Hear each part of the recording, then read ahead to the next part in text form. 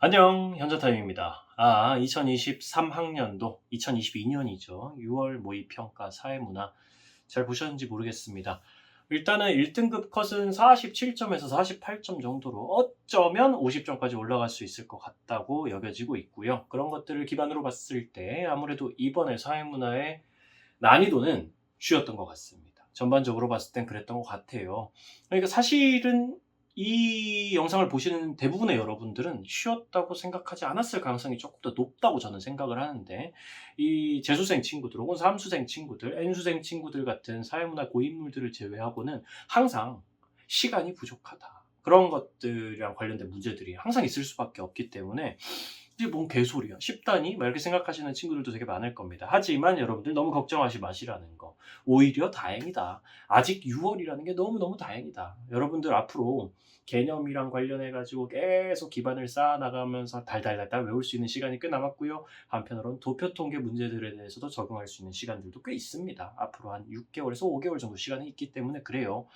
다만 앞으로 항상 집중을 하셔야 될 거는 기출문제들을 계속 N회독을 하면서 개념에 일반적으로 계속 반복해서 나오는 선지들이 무엇인지, 또는 도표들에서 일반적으로 적용되는 원리 같은 것들이 무엇인지, 그리고 도표를 빨리 풀기 위해서는, 개념을 빨리 풀기 위해서는 어떤 것들을 숙달해야 되는지에 대해서 계속 N회독, 기출문제가 가장 중요합니다. 그런 기출문제들을 통해 가지고 잘 숙달을 하셔가지고 그걸 통해서 시간을 줄여나가는 연습이 계속 필요하다는 거죠. 6월 평가원은 어쨌든 모의 평가에 불과하기 때문에, 수능 전에 전초전이기 때문에 이번 점수에 너무너무 영향 받으실 필요는 없을 것 같고요. 뭐 전반적으로 총평을 해보자면 도표 통계 문제 같은 경우에는 마냥 어렵지는 않았고 아무래도 쉬운 편에 좀 가까웠다라고 느껴집니다. 아무래도 아까 제가 슬쩍 보니까 9번 문제 정도를 제외하고 나와서 나머지 문제들은 사실 기존에 나왔던 유형들에서 크게 바뀌진 않았기 때문에 9번 문제 정도가 좀 굉장히 특이한 문제가 아니었나라는 생각이 들고, 앞으로 변형의 여지가 많겠다라는 정도. 그리고 그 9번 문제마저도 도표통계 문제 중에서는 일반적으로 우리가 지금까지 어렵다고 느꼈던 도표통계에 비하면 굉장히 간단한 원리들을 기반으로 한 표만 좀 복잡하게 꼬아놨을 뿐이었죠. 그렇기 때문에 전반적으로 좀 쉬운 난이도가 되지 않았나라는 느낌이 듭니다. 그리고 약간 특이한 주제들에서 출제가 되는 면도 몇 개가 있었고요. 그래서 지금부터 한번 처음부터 끝까지 쭈루룩 빠르게 한번 풀어보도록 하겠습니다. 자, 1번부터 시작을 해가지고, 자, 긴장하시고 쭉 한번 갑니다. 1번, 기억에서 리을과 같은 현상의 일반적인 특징에 대한 설명으로 옳은 것은, 1번에는 자연현상, 사회현상이 나오겠죠. 햇빛과 물빛의 조화를 담은 작품을 창작했다. 누가? 모네가 인간의 의도를 가지고 창작했으니까 사회현상. 니은, 색채와 표현 방식의 변화. 모네의 작품에 나타나 있는 색채와 표현 방식의 변화죠. 그러니까 모네가 원래는 색채를 어떻게 표현을 하고 그 외에 다른 것들을 그릴 때 어떤 식으로 표현 방식을 가지고 가는 것들이 실제로 어떻게 바뀌었냐라는 거에 대해서 얘기를 하고 있어요. 이것도 다 당연히 모네의 의도가 개입되는 변화였을 겁니다. 그러니까 이것도 사회현상이고요. 백내장에 걸리면 눈에서 렌즈 역할을 하는 수정체가 혼탁해져 사물이 흐리게 보인다라고 지금 얘기를 하고 있는데, 이 사물의 흐리게 보이는 현상 자체는 인간이 의도적으로 하는 게 아니죠. 이 백내장이라는 병에 걸려서 수정체가 혼탁해지는 것 자체는 다 인간의 의도가 개입되어 있지 않다. 이것만 가지고 판단하는 겁니다. 자연현상이고요. 리을, 상대적으로 파장이 긴 노란색과 붉은색은 통과한다. 수정체에서 노란색의 보색인 남색은 찾아낸다라고 얘기를 하면은 요것도 자연현상이 되겠습니다. 인간의 의도를 가지고 뭔 통과시키고 뭔 차단하고 이러는 게 아니니까요.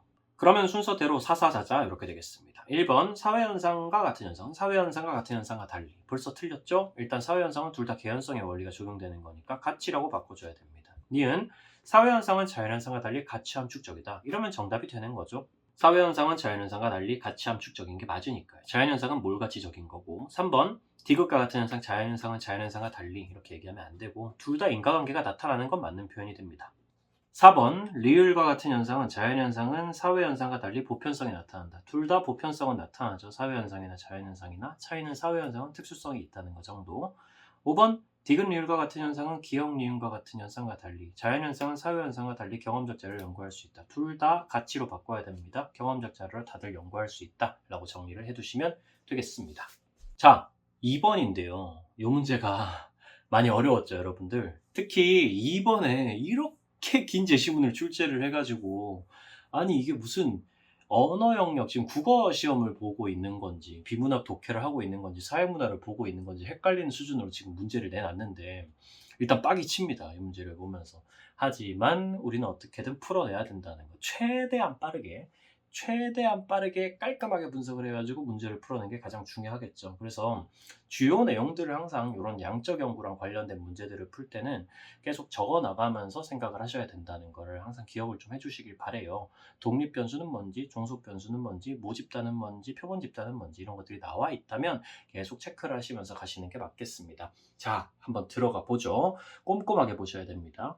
연구 작업은 타인의 존재와 개인의 과업 수행 간의 관계에 대해서 연구하고자 하였다. 여기까지는 아직 독립 변수가 뭔지 종속 변수가 뭔지 엄밀히 말하면 나와 있지는 않습니다. 근데 우리가 상식적으로 추론을 하면 여기서 독립 변수는 뭐로 보통 얘기를 나오고 종속 변수는 뭐로 얘기를 나올지 대충 알 수는 있잖아요. 생각해 보세요.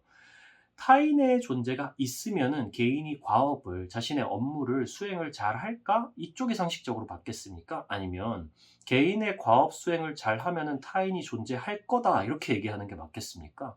사실은 이쪽이 독립 변수가 될 가능성이 훨씬 더 높겠죠. 다른 사람이 옆에 있으면 과업을 평소보다 잘하거나 못하거나 이런 쪽으로 이어지는 게 사실 우리가 상식적으로 생각했을 때 인과적인 관계가 조금 더 있을 것 같다라는 생각이 일단 듭니다. 하지만 아직 확정은 안 됐어요. 아래쪽으로 보면서 정확하게 봐야 됩니다. 가설이 아마 나와 있겠죠? 그는 자신의 연구에 사용할 변수들을 선정하기 위해서 두 개의 선행 연구 나와 선행 연구 떴어요. 선행 연구 A, B를 검토하였다라고 지금 돼 있기 때문에 지금 이 사람은 문헌 연구법을 사용하고 있는 거죠. 자기가 직접 연구를 한 거가 아닌 겁니다. 이걸 일단은 검토를 하고 그 다음으로 자기가 뭐 연구를 하든지 하겠네요. 사실 뒤쪽까지 다 보시면 아시겠지만 이 사람이 실질적으로는 연구를 따로 하고 있지 않습니다. 그렇기 때문에 선행 연구까지만 하고 지금 이 글이 끝나버려요. 그러니까 이 사람은 그냥 문헌 연구법만 하고 있다라고 생각을 하셔야 되겠죠. 그러면 A라는 연구부터 봅니다. 사인의 존재가 과업 수행에 긍정적 영향을 미칠 것이다 라는 가설이란 게 있다고 하네요. 아, 그럼 여기서 타인의 존재라는 게 지금 A 연구에서는 적어도 독립 변수가 확정이 됩니다. 공간을 찾아서 독이라고 적어놓고 그러면 과업 수행이 영향을 받는 결과가 되는 거니까 과업 수행 쪽이 종속 변수가 되겠다라고 충분히 생각을 할 수 있겠죠. 공간이 부족해서 그냥 독종이라고 겹치게 적겠습니다. 긍정적 영향을 미칠 것이라고 얘기를 하고 있으니까 독립 변수가 개입이 되면 다른 사람이 있으면 과업 수행이 더 좋은 방향으로 될 것이다. 비례 관계에 있을 것이다. 이런 식으로 생각을 하셔도 크게 문제는 없겠습니다. 사이클 선수들을 무작위로 두 집단으로 구분했어. 그래서 한 집단은 각자 따로 출발하게 하고 다른 집단은 여러 명이 함께 출발하게 했어. 근데 독립 변수가 타인의 존재였으니까 그러면 여기서 따로 출발하게 하는 거예요. 각자 혼자서 그냥 출발하게 하는 거는 타인의 존재를 개입시키지 않은 거잖아요. 그러면 얘네가 실험을 지금 하고 있는 거죠. 따로 출발하게 하고 함께 출발하게 했다라는 건 독립 변수를 개입시키고 안 시키고 스스로 실험을 했다는 얘기니까 일단 실험법 들어갑니다. A 연구는 실험법이에요. 그리고 A 연구에는 한 집단, 독립 변수가 개입되지 않은 각자 따로 출발한 집단은 통제 집단이 되고 그리고 다른 집단, 여러 명이 함께 출발하는 건 타인의 존재라는 독립 변수를 개입을 시켰으니까 요게 이제 실험 집단이 되겠죠. 그걸 가지고 출발하게 했답니다. 그 결과 함께 달린 집단이 따로 달린 집단보다 더 좋은 기록을 냈대요. 그러니까 옆에 다른 사람들이 있으면 긍정적인 영향이 실제로 났다는 거죠. 그러면 지금 이 가설은 검증이 된 거고 한편으론 수용이 된 것이기도 합니다. 가설이 수용됐다라고 충분히 얘기를 할 수 있게 되는 거죠. A 연구는 여기서 끝납니다. 그리고 B에서는 과업과 관련한 개인의 기본 역량이 높은 집단에서는 타인의 존재가 과업 수행에 긍정적 영향을 미치고 과업과 관련한 개인의 기본 역량이 낮은 집단에서는 타인의 존재가 과업 수행에 부정적 영향을 미칠 것이다. 이걸 이해부터 하셔야 되는데 잘 읽어보시면 대충 이런 느낌이라는 걸 알 수 있습니다.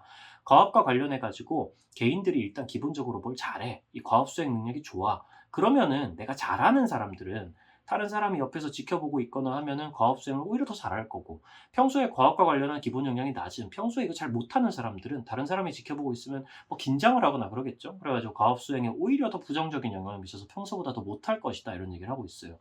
좀 상식적으로 봐도 우리가 좀 그런 느낌이 있지 않습니까? 우리가 공부를 되게 잘하는 사람이면 옆에서 누가 지켜봐주면 와 씨막 기분이 좋아. 내가 공부를 잘할 걸 이제 보여줄 수 있으니까. 반대로 공부를 못하는 친구들 같은 경우에는 옆에서 누가 지켜보고 있으면 더 긴장된단 말이에요. 아 씨고 괜히 망신당하는 거 아니야? 이래가지고 평소보다 더 성적이 안 좋게 나오는 대충 그런 느낌인 것 같아요. 이 가설이라는 것 자체가.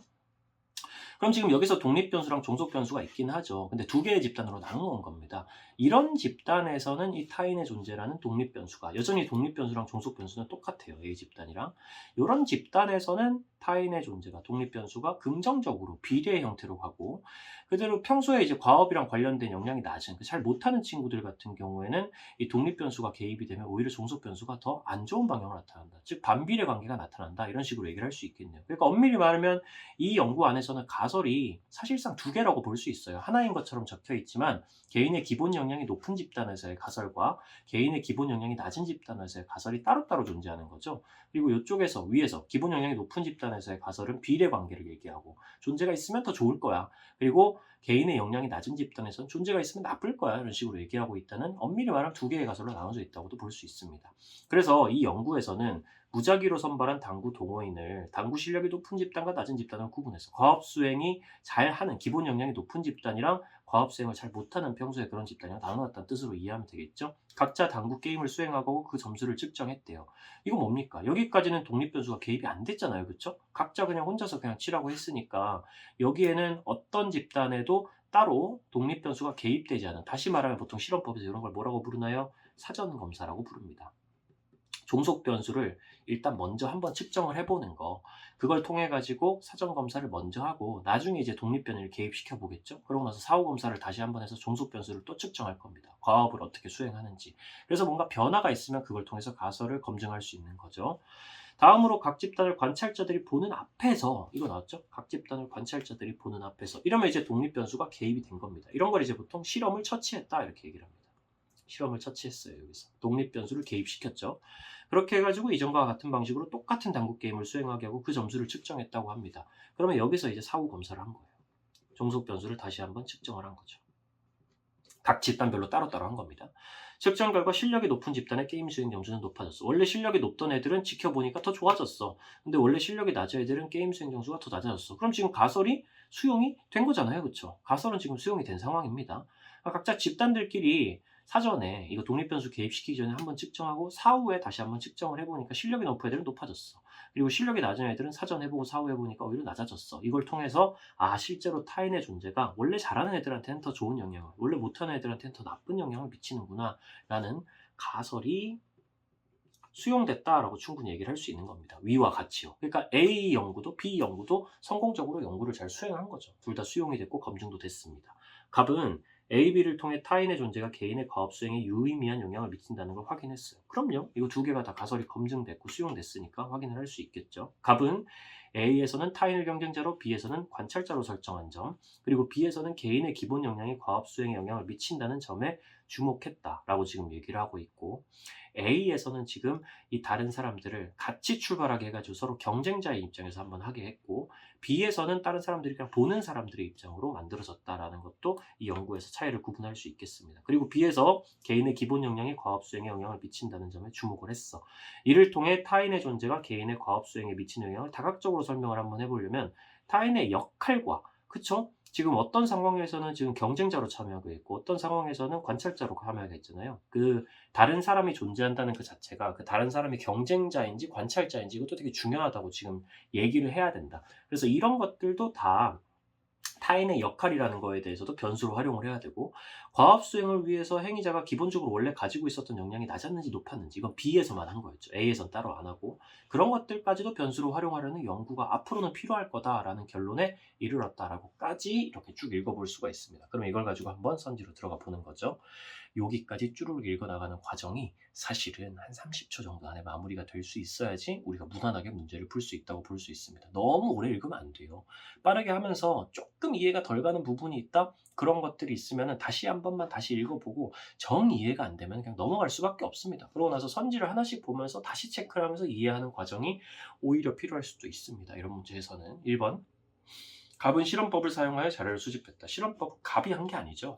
A랑 B를 한 연구자들이 한 게 실험법이고 갑은 그냥 문헌 연구법만 한 거였죠. 2번 갑이 검토한 연구는 방법론적 이론론을 전제로 하여 수행됐다. 갑이 검토한 연구 A랑 B랑 둘 다 실험법 한 거 아니겠습니까? 실험법은 양적 연구의 자료 수집 방법이죠. 양적 연구는 방법론적 이론론이라고 표현을 하고요. 그러니까 2번이 바로 정답이 되겠네요. 2번이 워낙 명확합니다. 그렇죠? 3번 A에서 기억은 실험 집단, 니은은 통제 집단이다. A에서 기억은 통제 집단이고 니은이 실험 집단이었습니다. 아까 정리를 했었고요. 그러니까 위치를 바꿔줘야 되는 게 맞겠고 4번 디귿과 리을 간의 차이로 인해 B의 가설은 수용되었을 것이다. 이게 여러분들을 되게 많이 헷갈리게 한 선지였는데 이거 잘 보세요. 디귿이랑 리을의 차이. 실력이 높은 집단의 게임 수행 점수는 높아졌는데 실력이 낮은 집단의 게임 수행 점수는 낮아졌다라고 적혀있는데 여기서는 그냥 실력이 높은 집단의 게임 수행 점수 그리고 실력이 낮은 집단의 게임 수행 점수 이렇게만 적혀 있습니다. 이거 낮아졌다 높아졌다까지 생각하지 마세요. 그냥 실력이 높은 집단의 게임 수행 점수, 실력이 낮은 집단의 게임 수행 점수를 비교해 보니까 이 차이로 인해서 B의 가설이 수용됐을 거다라고 얘기를 하고 있습니다. 이거 아니에요. 잘 생각해 보세요. 자, 봐봐요. 원래 잘하는 애들은 타인의 존재가 과업 수행에 긍정적인 영향을 미치는지 확인하기 위해서 원래 잘하는 애들만 따로 떼놔가지고 높은 집단으로 구분을 해놓고 얘네들이 일단 사전 검사했습니다. 그러고 시간이 지나서 관찰자들이 보는 앞에서 한 번 더 하게 한 다음에 사후 검사를 한 거예요. 그러니까 잘하는 애들이 관찰자가 없을 때 어떻게 하는지 먼저 관찰하고 관찰자가 있을 때 어떻게 하는지 두 번째로 관찰한 다음에 그 두 개의 차이를 관찰한 거예요. 보세요. 잘하는 애들이랑 못하는 애들이랑 둘이 비교를 하고 있는 게 아니라 잘하는 애들이 관찰자가 있을 때 없을 때 어떻게 하는지 요 안에서 비교를 하고 실력이 낮은 애들 같은 경우에도 사전검사, 사후검사를 통해 가지고 이 집단 안에서 관찰자가 없을 때 있을 때 이거 두 개만 비교를 했던 겁니다. 그걸 통해서 가설이 수용된 거지 이 두 개 집단의 수행 능력을 서로 비교를 한 건 절대 아니라는 거예요. 그러니까 아니 잘 생각해 보세요. 실력이 높은 집단의 게임 수행 점수는 원래 높아요. 얘네들은 잘하는 애들이니까. 실력이 낮은 집단의 게임 수행 점수는 원래 낮다고요. 이거 두 개를 비교하는 게 무슨 큰 의미가 있습니까? 애초에 시작 단계부터 이 집단 두 개를 나누면서 얘는 잘하는 애들이야, 얘는 못하는 애들이 이렇게 나눠놨는데 당연히 얘네들은 차이가 있죠. 이것만으로는 가설 수용이 안 되죠. 가설이 수용이 되려면 가설 내용 자체가 야 잘하는 애들은 옆에서 보면 더 잘할 거야. 못하는 애들은 옆에서 보면 더 못할 거야. 이런 내용이기 때문에 잘하는 애들 따로 관찰하고 사전에 사후에 독립변수 개입하기 전에 개입한 후에 그리고 못한 애들 따로 관찰하고 못하는 애들 관찰자 없을 때 있을 때 이걸 비교를 해가지고 집단 안에서 비교를 하는 거지 집단들 간의 차이를 비교하는 게 전혀 아니라는 거예요. 이거 무슨 말인지 아시겠나요? 가설 자체가 이 집단에서는 이럴 거야, 이 집단에서는 이럴 거야 라는 얘기예요. 이 집단이 다른 집단보다 뭘 잘할 거야 이런 내용이 아니라는 겁니다. 이런 집단에서는 관찰자가 이런 식으로 영향을 미칠 거고 못하는 집단에서는 관찰자가 부정적으로 영향을 미칠 거다 이런 얘기를 하는 거기 때문에 엄밀히 말하면 가설이 두 개이기 때문에 집단과 집단 안에서 각각 가설이 하나씩 있는 거기 때문에 이 집단 두 개를 비교하는 방식으로 애초에 연구를 수행하지 않았어요. 이 사람은 그냥 집단 안에서 사전에 사후에 검사를 해서 종속 변수의 변화를 측정한 거기 때문에 디귿과 리을 간의 차이로 인해서 B의 가설이 수용된 게 아니라 디귿 안에서 독립 변수를 개입하기 전과 후의 차이, 리을 안에서 독립 변수를 개입하기 전과 후의 차이를 가지고 B의 가설을 수용시킨 거죠. 이게 가설이 수용됐다라는 말은 맞아요. 근데 이 차이를 통해서 수용을 시킨 게 아니라는 말이에요. 이렇게 이해를 하시면 되겠습니다. 이해되셨죠? 요거 이해 안 되면은 댓글로 조금 더 궁금한 거 있으면 제가 댓글로 달아가지고 후에 설명드리도록 하겠습니다. 이 정도면 아마 이해되셨을 거라고 생각을 합니다. 시옷에서 미음은 독립변수, 비읍은 종속변수이다. 시옷 어디 있죠? 이 연구가 필요하다는 결론에 이르렀는데 이 시옷에서 미음이라는 게 개인의 과업수행 그리고 타인의 역할이라는 게 종속변수라고 지금 나와 있는데 개인의 과업수행에 독립변수가 맞나요? 개인의 과업수행에 미치는 영향이라고 지금 적혀 있잖아요. 그럼 타인의 존재가 독립변수고 개인의 과업수행은 종속변수죠. 그러니까 미음은 절대로 독립변수가 아니라 종속변수라고 바꿔주셔야 되는 거고 비읍 같은 경우에는 타인의 역할이라는 것도 굉장히 중요하다라는 거기 때문에 타인의 역할이란 것도 변수로 활용을 해야 된다. 타인이 관찰자인지 혹은 경쟁자인지 이런 것들도 결국은 개인의 과업 수행에 영향을 미칠 수 있는 부분 아니겠냐라고 얘기를 하고 있기 때문에 비읍 같은 경우에는 영향을 미치는 요인 즉 독립 변수 중에 또 다른 요소로 지금 얘기가 되고 있는 거죠. 지금 뒤에서 얘기하고 있는 것 중에는 그러니까 5번 선지도 틀린 선지가 됩니다. 어려운 문제는 맞았어요. 근데 여러분들 이런 비문학 형태의 문제에 익숙해지셔야 됩니다. 이게 요즘의 사회문화의 새로운 트렌드예요. 양적 연구. 예전에는 표 형태로 문제가 나왔지만 요즘엔 이런 식으로 많이 나오고 있고 특히 작년에 6월 평가원이나 9월 평가원이나 수능에 나왔던 이런 양적 연구의 탐구 절차랑 관련된 문제들 꼭 잘 체크하시고 기출 문제들도 잘 봐주시길 바랍니다.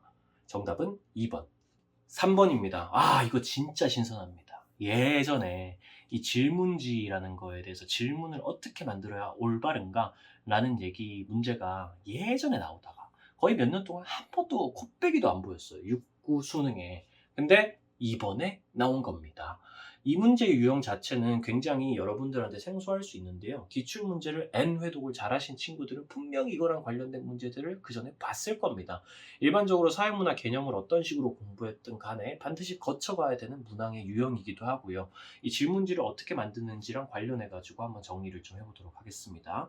자, 질문지 초안인데 이 문항에 대해서 검토를 한번 해봐라라고 했습니다. 여러분들 이거 하실 때는요. 여기 아래쪽에 있는 것들, 이 문제 같은 경우에는 당연히 아래쪽에 있는 것들을 먼저 체크를 하면서 가는 게 더 나아요. 왜냐면 아래쪽에서 명확하게 어떤 것들이 잘못됐는지를 이미 짚어주고 있기 때문에 이걸 보면서 이 문제를 하나씩 보면서 체크하는 게 맞지만, 여러분들은 사실 이런 질문이 없어도 이 질문들이 왜 잘못됐는지에 대해서도 알고 계셔야 됩니다. 실제 이 문제 같은 경우는 선지를 먼저 보고 실제로 이 선지에 해당되는 내용이 여기 질문에 있나? 라는 것만 체크를 해보면 되는 문제예요. 빠르게 풀어야 되니까. 근데 여러분들은 그런 거 없이 그냥 1번부터 4번까지를 쭈르륵 보면서도 풀 수는 있어야 됩니다. 이거 오해하지 마세요. 풀 수 있어야 된다는 거지, 문제 풀 때는 그냥 선지 먼저 보고 체크하는 게 사실은 더 경제적인 건 맞습니다. 하지만 저는 여러분들의 실력을 길러주는 해설 강의를 하려고 노력하고 있는 사람이기 때문에 처음부터 그냥 쭉 한번 보도록 하겠습니다. 무엇이 틀렸는지 체크해보죠. 예전에 비해 배달 음식 주문 횟수는 어떻게 변했습니까? 문제 있어요, 없어요? 문제 있죠. 이거 이상하지 않습니까? 예전에 비해라는 이 표현이잖아요. 예전에 비해. 예전이 언젠데? 한 달 전인가? 1년 전인가요? 10년 전인가요? 장사를 시작할 때인가요? 그런 것들이 전혀 정확하게 제시되어 있지 않잖아요. 다시 말하면 질문에 명확한 의미가 없다는 거고, 다른 표현으로 보통 표현을 하면 어떻게 쓰냐면 정보가 부족하다 이렇게 얘기합니다. 정보가 부족해. 답변을 할 수 있는 정보가 부족해. 이렇게도 얘기를 할 수 있습니다. 이 기간을 정해줘야 될 거 아닙니까? 기간을 명확하게 제시를 했어줘야죠. 증가했다, 감소했다, 변함없다 이렇게 얘기하면 사실은 이 질문에 있어서의 포괄성은 만족했다 보통 이렇게 표현합니다. 모든 경우의 수를 커버하고 있어요. 증가, 감소, 변함없다 외에 다른 경우의 수는 당연히 없을 테니까. 근데 예전이라는 시점이 언젠지를 짚어주지 않은 부분이 문제인 거죠. 그러니까 1번 선지 보면은 질문의 의미가 명확한가? 명확하지가 않다는 거죠. 이거는 X라고 답이 보면 됩니다. 답이 X가 된다. 2번, 지난 한 달 동안 배달 음식 주문 시 주로 사용한 방법은 무엇입니까? 라고 지금 얘기를 했어요. 지난 한 달 동안이라고 기간은 확실하게 잡아줬고, 배달 음식을 주문하는 경우에 주로 사용한 방법은 무엇입니까? 라는 것도 조금 애매하긴 한데 사실은 이 주로라는 게 대체 몇 번을 하면 주로라는 거지? 라고 조금 고민을 할 수 있는 부분이 있지만, 그럼에도 불구하고 우리가 추측 정도는 할 수 있죠. 그냥 제일 많이 사용한 방법을 물어보는 거 아닐까? 라는 거 정도로. 이것도 엄밀하게 따지면 이 주로라는 표현도 조금 애매하긴 한데 이거는 일단은 넘어가 줄 법합니다. 왜냐면 선지에서 그냥 응답 가능한 선택지가 모두 제시되는 거 선택지 보라고 얘기하고 있거든요. 우리는 사실은 이 선지에서 제시하는 바에 따르면 선택지만 보면 된다 이거죠. 모바일 배달앱 업체 홈페이지. 문제 있죠.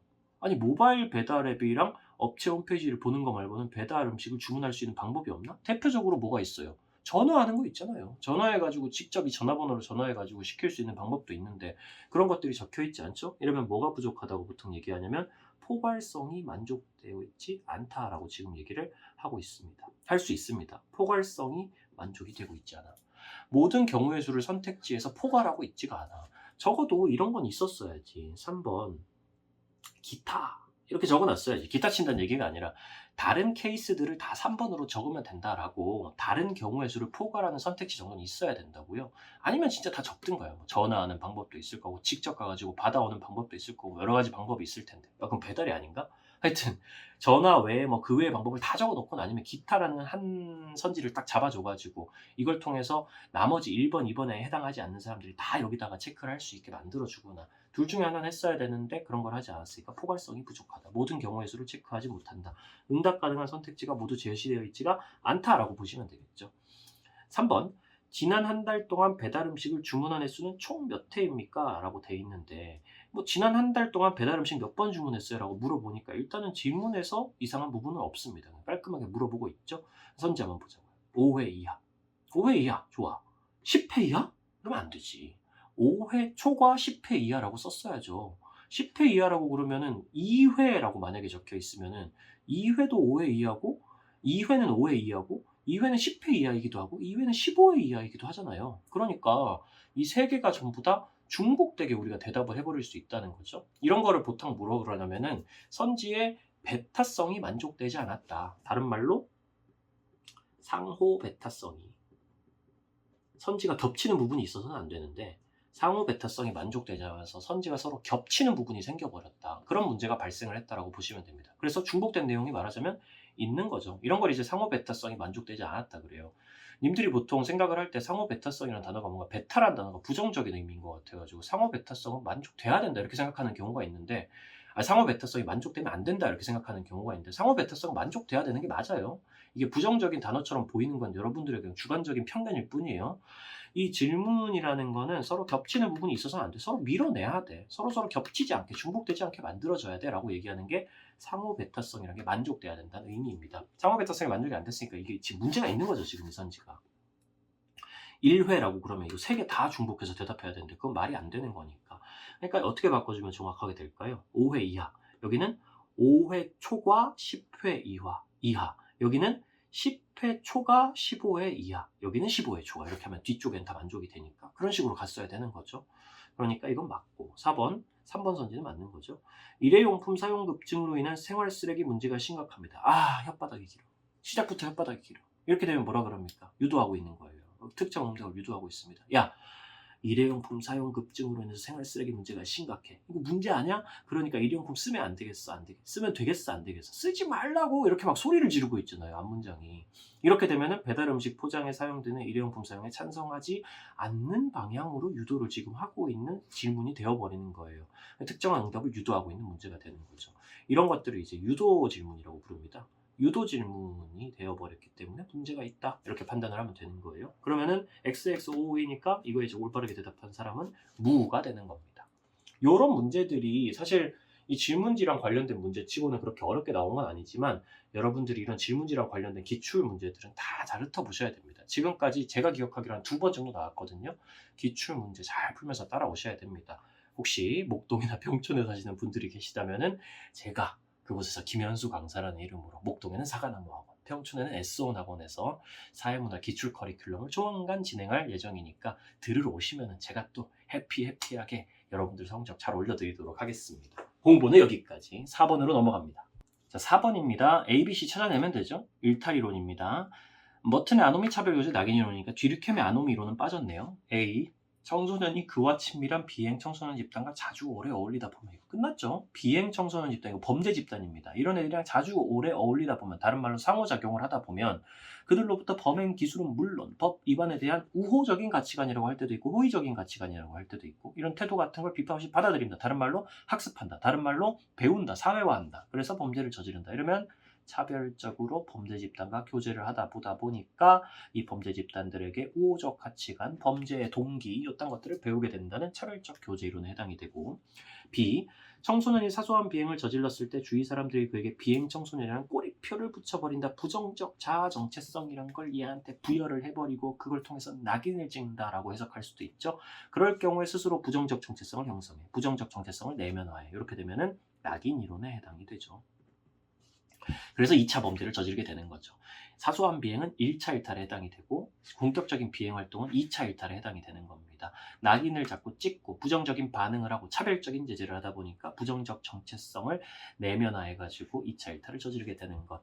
니들이 그렇게 날 쓰레기라고 부른다면 내가 쓰레기가 되어줄게 이렇게 얘기하는 거죠. C. 경제적으로 열악한 청소년도 커다란 포부를 갖도록 사회화되지면, 사회화란 단어에서 함정을 파고 있습니다. 차별적 교제 이론이 사회화를 주로 얘기하니까 사회화 얘기를 하고 있는데, 경제적으로 열악한 청소년도 잘 읽으셔야 돼요. 이거 차별적 교제 이론 아닙니다. 결과적으로는 경제적으로 열악한 청소년도 커다란 포부를 갖도록 사회화된다.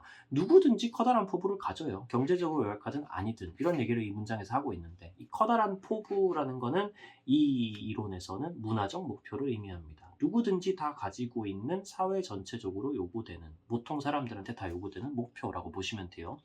이 문화적 목표에 대한 욕구는 누구나 가지고 있지만 그와 같은 열망을 충족할 수 있는 교육과 취업의 기회는 상대적으로 적다. 이 교육과 취업의 기회라고 부르는 거를 합법적인 문화적 목표를 달성할 수 있는 수단이라고 보시면 되는 겁니다.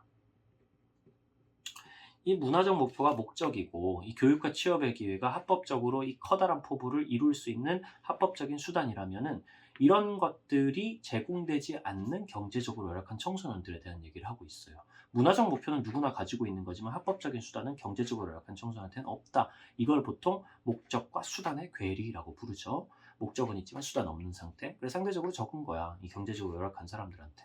그래서 물질적인 성공을 이룰 수만 있다면 그들은 합법적인 수단이 없으니까 불법적인 수단이라도 쓰게 된다. 요거는 머튼의 아노미 이론이고요. 뭐아라고 쓰겠습니다.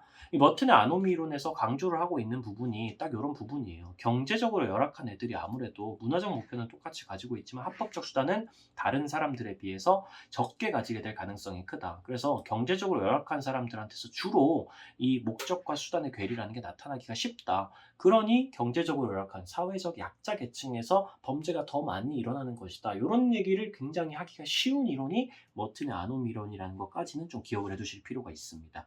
그러면 차교론, 낙인이론, 이렇게 A, B, C가 결정이 됐죠. 1번 A. 차별적 교제 이론은 사람들이 일탈 성향 타고나는 거 아니야. 일탈 행동을 사회적으로 학습하는 거야. 다른 말로 사회화하는 거야. 그래서 일탈자가 되는 거야. 이거 1번 바로 정답이죠. 끝입니다. 2번 낙인 이론은 일탈 행동을 예발하기 위해서는 일탈자와의 접촉을 차단해야 돼. 일탈자와 접촉 차단을 하고 얘기하는 건 낙인 이론이 아니라 차교론이 그렇게 얘기를 하죠. 이거 만나서 문제가 된 거 아니야? 만나서 배운 거 아니야? 그럼 못 만나게 해. 딱 이렇게 얘기하는 게 차교론이라고요. 낙인 이론이 아니라 낙인 이론은 일탈 행동을 예방하기 위해서 뭐 해야 된다고 얘기합니까? 부정적 자아 정체성을 제거해줘라. 혹은 함부로 낙인 찍지 마라. 부정적으로 반응하지 마라. 오히려 이런 식으로 얘기합니다. 차별적으로 제재하지 마라. 3번 C는 머튼의 아노미 이론은 하층 계층보다 중상층 계층의 범죄를 설명하기에 이용해야 돼. 위치 바꿔주시죠. 방금 제가 설명드렸죠. 머튼의 아노미 이론은 아무래도 경제적으로 열악한 친구들에 대해서 설명하기가 쉽죠. 이 친구들이 문화적 목표는 갖고 있지만 합법적 수단은 보통 제공이 안 되는 친구들이니까 그래서 중상층 계층보다는 하층 계층의 범죄를 설명하기에 좀 더 쉬운 게 머튼의 아노미 이론이라는 거 기억해 두실 필요가 있습니다. 개념적으로 좀 깊이 들어가는 거니까 꼭 알아두세요. 4번 차교론은 낙인 이론과 달리 일탈 행동에 대한 부정적인 평판이 개인에 따라서 차별적으로 부여된다. 이거 차별적 제재 얘기하고 있는 거고요. 이 차별적 제재랑 관련된 얘기는 낙인 이론에 해당되는 선지이기 때문에 B가 A와 달리 이렇게 바꿔주셔야 됩니다. 일탈 행동에 따라서 부정적인 낙인이 찍히는 것도 개인에 따라서 다를 수가 있어. 왜냐하면 일탈 행동의 객관적인 기준이란 건 없기 때문이야. 낙인 이론이 그렇게 얘기를 하죠. 객관적인 기준이 없으니까 똑같은 행동을 해도 어떤 사람한테는 굉장히 차별하면서 넌 나쁜 놈이야, 쓰레기야 이렇게 비난을 하고 똑같은 행동을 저지르면 또 다른 어떤 사람, 부잣집 아들내미라든지 이런 애들한테는 애가 그럴 수도 있죠. 이런 식으로 반응하는 거. 그런 것들이 이 부당하게 쓰레기로 이제 사람들한테 낙인이 찍힌 사람들이 그래 난 쓰레기다. 나는 범죄자야. 이렇게 생각하면서 2차 일탈을 저지르게 된다고 얘기하는 게 낙인 이론이기 때문에. 5번 머튼의 아노미 이론은 낙인 이론과 달리 일탈자에 대한 사회적 제재가 오히려 일탈 행동을 유발한다고 본다. 일탈자에 대해서 사회적으로 정확히 말하면 차별적인 제재를 하는 게 오히려 추가적으로 낙인이 찍히게 만드는 혹은 부정적 자아 정체성을 내면화하게 되는 결과로 만들게 되고 그것 때문에 2차 일탈을 저지르게 된다는 건 머튼의 아노미 이론이 아니라 낙인 이론에 대한 얘기입니다. 그렇기 때문에 이것도 틀린 선지. 정답은 1번. 5번 문제입니다. 문화 이해의 태도 A의 C에서 대한 설명으로 옳은 것은 자문화 중심주의, 문화사대주의, 문화상대주의 이렇게 나와 있어요. 이건 이제 되게 쉬웠죠. 문화 간 우열이 존재한다고 보는가? 우열은 없어. 우열은 있다라고 보는 입장은 절대주의. 자문화 중심주의 아니면 사대주의고 우열 없어. 모든 문화는 평등해. 각자의 고유한 가치가 있어라고 얘기하면 상대주의가 됩니다.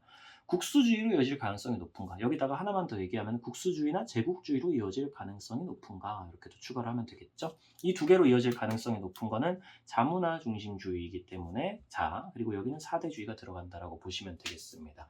국수주의, 제국주의는 꼭 기억하셔야 돼요. 국수주의랑 제국주의는 좀 다릅니다. 국수주의는 자문화 중심주의 입장에서 우리 문화가 우월하기 때문에 국수, 우리 문화의 순수한 혼, 이걸 무조건 지켜야 돼. 그러니까 외부 세력이 우리나라로 들어오는 걸 못 견디겠어. 그래서 굉장히 폐쇄적인 입장에 가깝다고 생각을 하시면 되고 제국주의는 반대로 우리 문화가 니들보다 우월하니까 니들은 못 배웠으니까 열등하니까 우리가 가가지고 니들을 가르쳐 주겠어. 우리가 니들을 식민지배해도 괜찮아. 이런 식으로 쳐들어가는 입장으로 좀 이해를 해주시면 돼요. 내 거 지킬 거야. 오지 마. 이쪽은 내가 너를 지배해주지. 이런 느낌으로 좀 기억을 따로따로 해두시면 좋겠습니다. 어쨌든 둘 다 자문화 중심주의랑 관련이 있다는 거. 1번 A는 상대주의는 각 사회의 문화를 해당 사회의 맥락에서 바라본다. 끝. 뭐야? 왜 이렇게 쉬워? 이런 느낌이 들지 않나요? 그냥 1번에 다 정답이 있었어요. 2번 사대주의는 자문화를 다른 사회에 이식하는 것을 당연시한다. 아니죠. 다른 사회의 문화를 우리 문화에 이식해오는 것을 굉장히 열심히 추종하는 게 사대주의에 해당되고요. 자문화 중심주의는 모든 문화가 동등한 가치를 지닌다고 본다. 그렇지 않아요. 우열이 존재한다고 보는 문화 절대주의의 입장이고 요거는 이선지는 상대주의가 동등한 가치를 지닌다. 각 사회 문화는 해당 사회의 맥락에서 바라보면 그 나름의 고유한 가치를 가지고 있다. 모든 문화는 평등하다. 이런 식으로 얘기하는 입장이죠. 4번 상대주의는 사대주의와 달리 특정 사회의 문화 기준으로 타문화를 평가할 수 있다고 본다. 위치 바꿔주셔야 됩니다. 이 표현은 절대주의에 해당되는 표현이고 절대주의에 해당되는 건 사대주의니까 사대주의나 자문화 중심주의가 특정 사회의 문화를 기준으로 타문화를 평가할 수 있고 우열이란 게 존재한다고 본다. 이렇게 기억하시면 되고요. 5번 문화 다양성 보존에 기여하는가? 라는 질문으로 A와 C를 구분할 수 없다. 문화 다양성 보존에 기여하는 것은 상대주의 뿐입니다. 이건 기억하셔야 돼요. 문화 다양성 보존에 기여. 이러면 상대주의의 선지다.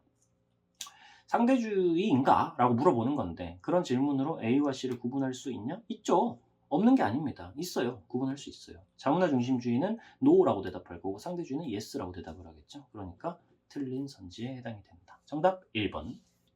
6번입니다. 빈곤 유형 AB에 대한 설명으로 옳은 것은 이 절대 빈곤, 상대 빈곤 문제를 도표로 올해도 아마 안 내기로 평가원에서 거의 결정한 것 같은 느낌이 조금 들기는 하거든요.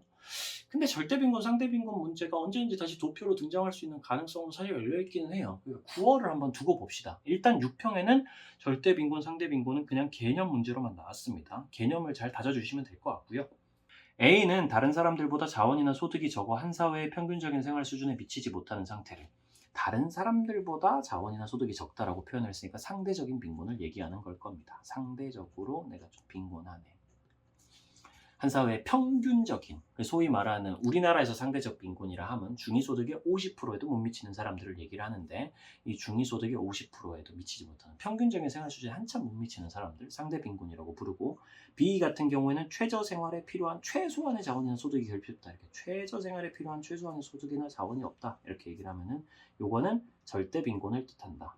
절대적 빈곤이다 라고 적어주시면 되겠습니다. 1번 상대 빈곤은 실제 소득과 상관없이 개인이 체감하는 빈곤 상태를 말한다. 이거는 상대 빈곤, 절대 빈곤 얘기가 아니라요. 상대 빈곤, 절대 빈곤 둘 다 객관적인 거, 기준이 확실하게 존재하는 거. 상대 빈곤은 우리나라에서는 중위소득의 50% 미만, 절대 빈곤은 최저 생계비 미만이라는 표현으로 나오고 다 객관적인 빈곤이고 요거는 이제 주관적 빈곤이랑 관련된 얘기죠. 실제 소득과 상관없지 않습니다. 상대 절대는. 주관적 빈곤만이 실제 소득과 상관없이 이 삼성의 재용 리 회장님이 나는 왜 빌 게이츠보다 돈이 없지? 난 가난해. 이렇게 생각하면 그분도 주관적으로는 빈곤한 겁니다. 주관적 빈곤 얘기를 하는 거니까 상대 절대 빈곤이랑 상관이 없다. 2번 절대적 빈곤에 따른 빈곤선은 최저 생계 유지에 필요한 자원의 수준이 시대와 장소에 상관없이 동일하다는 전제하에 결정됩니다. 그냥 이 문장이 틀렸어요. 시대와 장소에 상관없이 동일하지 않습니다. 절대로. 상관없지 않아요. 우리나라 같은 경우에도 이 최저 생계 유지에 필요한 자원의 수준 이거를 보통 우리나라에서는 이걸 최저 생계비라고 불러요. 최저 생계비. 한 가구가 최소한의 생활을 유지하는 데 필요한 월 소득 이런 개념을 최저 생계비라고 부르는데 이런 것들은 시대와 장소에 따라 달라집니다. 당연하지만 우리나라 60년대랑 지금이랑 최저 생계비가 다를 수밖에 없고요. 우리나라랑 미국의 최저 생계비가 다를 수밖에 없고요. 시대와 장소에 상관이 있습니다. 그러니까 그냥 틀린 표현이라고 보시면 돼요. 3번 B는 절대적 빈곤은 상대적 빈곤과 달리 소득 수준이 낮은 사회에서 나타난다. 그러면 상대적 빈곤은 소득 수준이 낮은 사회에서 안 나타난다는 얘기입니까? 상대적 빈곤이나 절대적 빈곤이나 둘 다 소득 수준이 낮은 사회에서도 높은 사회에서도 다 나타날 수 있는 거예요. 그러니까 그냥 틀렸다고 보시면 됩니다. 이건 기억하실 필요가 있죠. 상대 빈곤, 절대 빈곤 다 소득 수준이랑 상관없이 여러 사회에서 나타날 수 있어. 다만 아무래도 절대 빈곤은 소득 수준이 낮은 사회에서 더 많이 나타나긴 하겠죠. 소득 수준이 높은 사회보다는 낮은 사회에서 더 많이 나타나겠죠. 상대 빈곤 같은 경우에는 상대적으로 소득 수준이 낮은 사회보다 좀 높은 사회에서 조금 더 많이 나타나는 경향은 있어요. 소득 수준이 높아지는 과정에서 불평등이 많아질 가능성이 높아서 그렇기는 합니다. 근데 그거랑은 별개로 둘 다 소득 수준이 낮은 사회에서만 나타난다 이렇게 표현할 수는 없다는 거. 그리고 A가 예를 들면 상대적 빈곤이 소득 수준이 낮은 사회에서 안 나타난다 이렇게 절대 얘기할 수 없어요. 소득 수준이 아무리 낮아도 상대적인 불평등이 있을 수 있는 거죠. 4번 A에 따른 빈곤선은 상대 빈곤선은 절대 빈곤선과 달리 객관적 기준에 따라 정한다. 둘 다 객관적 기준에 따라 정하는 겁니다. 제가 계속 말씀드리는 거죠. 다 객관적 빈곤이기 때문에 다 객관적인 기준선, 상대 빈곤선, 절대 빈곤선이 존재합니다. 5번 A에 따른 빈곤선을 적용하면 상대 빈곤선을 적용하면 절대 빈곤에 해당하지 않는 가구도 빈곤 가구에 포함될 수 있다. 충분히 그렇게 얘기를 할 수 있는 게 상대 빈곤선을 적용을 했을 때 절대 빈곤에 따로 해당하지 않는 거고 이 절대 빈곤에 해당하지 않는다는 뜻은 다시 얘기하면 최저 생계비 이상으로 번다는 뜻인데 최저생계비 이상의 소득을 올리는 가구라는 뜻입니다. 절대 빈곤에 해당되지 않는다는 건. 상대 빈곤선을 적용을 하면은 최저생계비 이상의 소득을 올리는 가구도 빈곤 가구에 포함될 수 있다. 포함될 수 있죠. 우리는 빈곤선이랑 빈곤율이라는 개념을 많이 배웠습니다. 앞에서. 물론 제 수업에서요. 여러분들이 중에 안 배우신 분들이 있을 수 있는데 그런 거랑 관련해서 적어도 개념 인강 정도는 들어보시는 걸 추천을 합니다. 반드시 필요한 개념이기 때문에요. 상대 빈곤선이 절대 빈곤선보다 높은 상황이 충분히 발생할 수 있고요. 상대 빈곤 가구가 절대 빈곤 가구보다 많은 상황도 충분히 발생을 할 수 있습니다. 그렇기 때문에 상대 빈곤선을 활용하면 최저생계비 이상의 소득을 올려도 상대 빈곤선인 중위소득의 50%보다 낮은 상황에 포함될 수 있는 거죠. 충분히. 그렇기 때문에 5번도 정답이 된다라고 보시면 되겠습니다. 7번입니다. 사회적 소수자 관련된 문제가 요즘에 좀 자주 나오고 있어요. 원래는 예전에는 사회운동 관련된 문제가 약간 좀 변두리 개념 문제로 많이 나왔는데 작년을 기점으로 해가지고 사회적 소수자 얘기가 좀 자주 나오긴 하네요. A. 각국에서 인구 비중이 90%를 넘는 흑인은 정치, 사회, 경제, 사회, 정치 등 대부분의 영역에서 종속적인 위치에 속해 있다. 근데 아래 선지가 보니까 A, B, C, D, E를 순서대로 말하는 거라서 하나 보고 선지 보고 하나 보고 선지 보고 하는 게 경제적이긴 하겠습니다.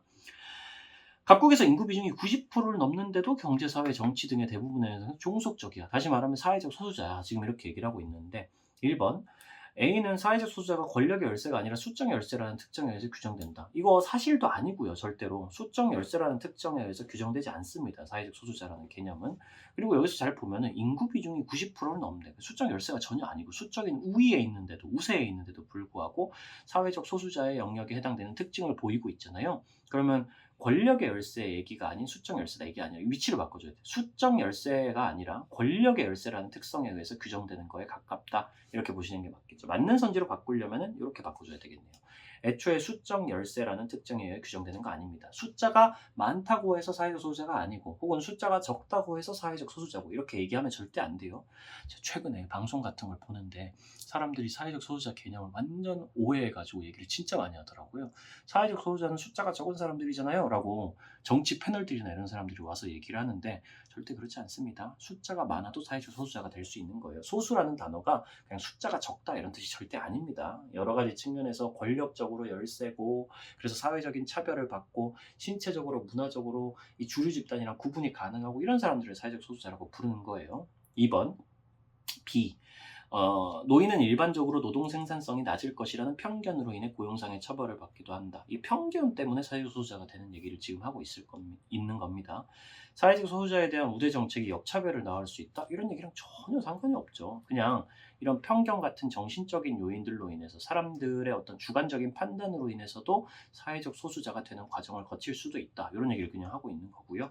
물론 B에 나와 있는 것들은 실제로는 이제 나올 수 있는 선지입니다. 사회적 소수자에 대해서 너무 과하게 우대 정책을 하면 그게 일반적인 사람들, 소수자가 아닌 사람들에 대해서 역으로 차별하는 결과를 낳을 수 있다는 얘기는 사회적 소수자 얘기를 할 때 나오는 얘기가 맞습니다만 요 예시에서 등장하는 얘기는 아니라는 말이죠.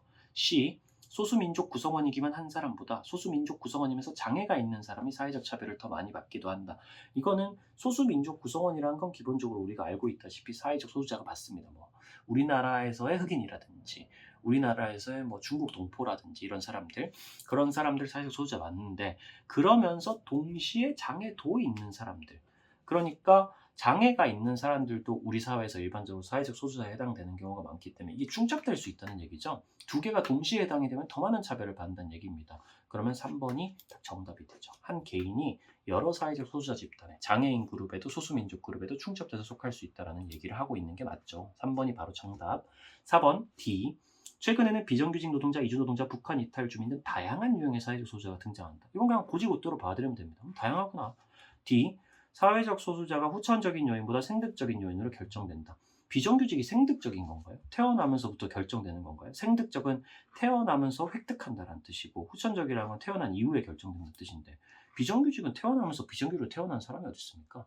태어나면서 이주노동자로 태어난 사람이 없고 태어나면서 북한 이탈 주민으로 태어나는 사람이 어디 있어요? 그러니까 사회적 소수자가 생득적인 얘기를 하고 있는 게 아니라 오히려 여기서는 후천적인 요인으로 인해서 만들어진 사회적 소수자가 많이 등장하고 있는 모습을 보여주고 있다. 위치를 바꿔줘야 된다라고 보는 게 맞겠죠. 5번 E는 을국 국교를 믿는 사람이 병국에선 정교를 믿는다는 이유로 사회적 소수자가 되기도 한다. 을국에서는 주류였던 사람이 병국에서는 을국국교를, 을국국교니까 이게 나라의 종교란 뜻이잖아요. 을국국교를 을국에서 믿는 사람은 당연히 주류 집단일 겁니다. 소수자가 아니라. 하지만 병국으로 넘어가면은 이 을국의 종교를 믿는다는 이유로 사회적 소수자가 되기도 한다. 이 말은 장소가 바뀌면 혹은 시대가 바뀌면 사회적 소수자가 아니었던 사람이 소수자가 되기도 하고, 반대로 사회적 소수자였던 사람이 소수자가 아니게 되기도 하고, 이런 얘기를 지금 하고 있는 건데, 사회적 소수자에 대한 규정이 가변적이지 않고 고정적이다. 이것도 위치 바꿔줘야죠. 고정적이지 않고 변할 수 있다라는 표현으로 바뀌어야죠. 지금 여기서 변하고 있는 모습을 설명을 하고 있으니까 정답은 3번이 됩니다. 자, 8번 문제입니다. 굉장히 복잡하죠. 일단 막 인물 관계도가 막 나와 있고 막 빡세게 막 이렇게 얘기를 하는데, 사실 제가 자주 말씀을 드리지만 이런 문제 같은 경우에는 기본적으로 선지를 먼저 보면서 가는 게 맞다는 거. 근데 그 와중에 이 평가원 출제자들이 함정을 낼 가능성이 굉장히 높기 때문에 이 선지 하나하나를 볼 때는 주변에 있는 문장들은 잘 살피면서 가야 되긴 합니다. 일단은 선지부터 보면서 한번 풀어볼게요. 경제적으로 가는 방식으로. 1번 기업은 공식적 사회화기관이다. 국가대표팀이 공식적 사회화기관 아니죠. 공식적 사회화기관은 교육을 위해서 만들어진 것, 사회화가 주목적인 것만 의미하는데 국가대표팀은 올림픽에서 이기려고 만들어진 거지. 공식적 사회화기관이라고 교육을 위해서 만들었다고 얘기를 할 수는 없죠. 뭐 국가대표팀 훈련소 이렇게 얘기하면 모를까? 그냥 국가대표팀 자체는 공식적인 사회화기관이 아니고 비공식적인 사회화기관이 돼야 됩니다. 2번 디귿은 갑의 역할 갈등이다. 고민에 빠졌대요. 왜 고민에 빠졌는지 앞에 있는 걸 꼼꼼하게 잘 보셔야 됩니다. 오늘은 또 어떤 고민을 하게 될까? 국가대표 최종 선발전에서 병을 이긴 을은 국가대표팀 선발 일정 때문에 미뤄뒀던 웨딩 촬영을 하자고 하고, 병은 선발에서 탈락한 자신을 위로해달라며 함께 가족여행을 가자고 하는데, 결국 고민에 빠진 건 갑이죠. 지금 하필이면 왜 같은 날 같은 시간인 거야. 그럼 갑의 관계도를 한번 슬쩍 보고 넘어오면 되겠습니다. 갑은 방송국 PD예요.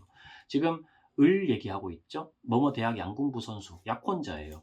이 을이랑 약혼자인 관계로 이어져 있습니다. 그러니까 갑의 지금 사회적인 지위는 을의 약혼자가 되는 거죠.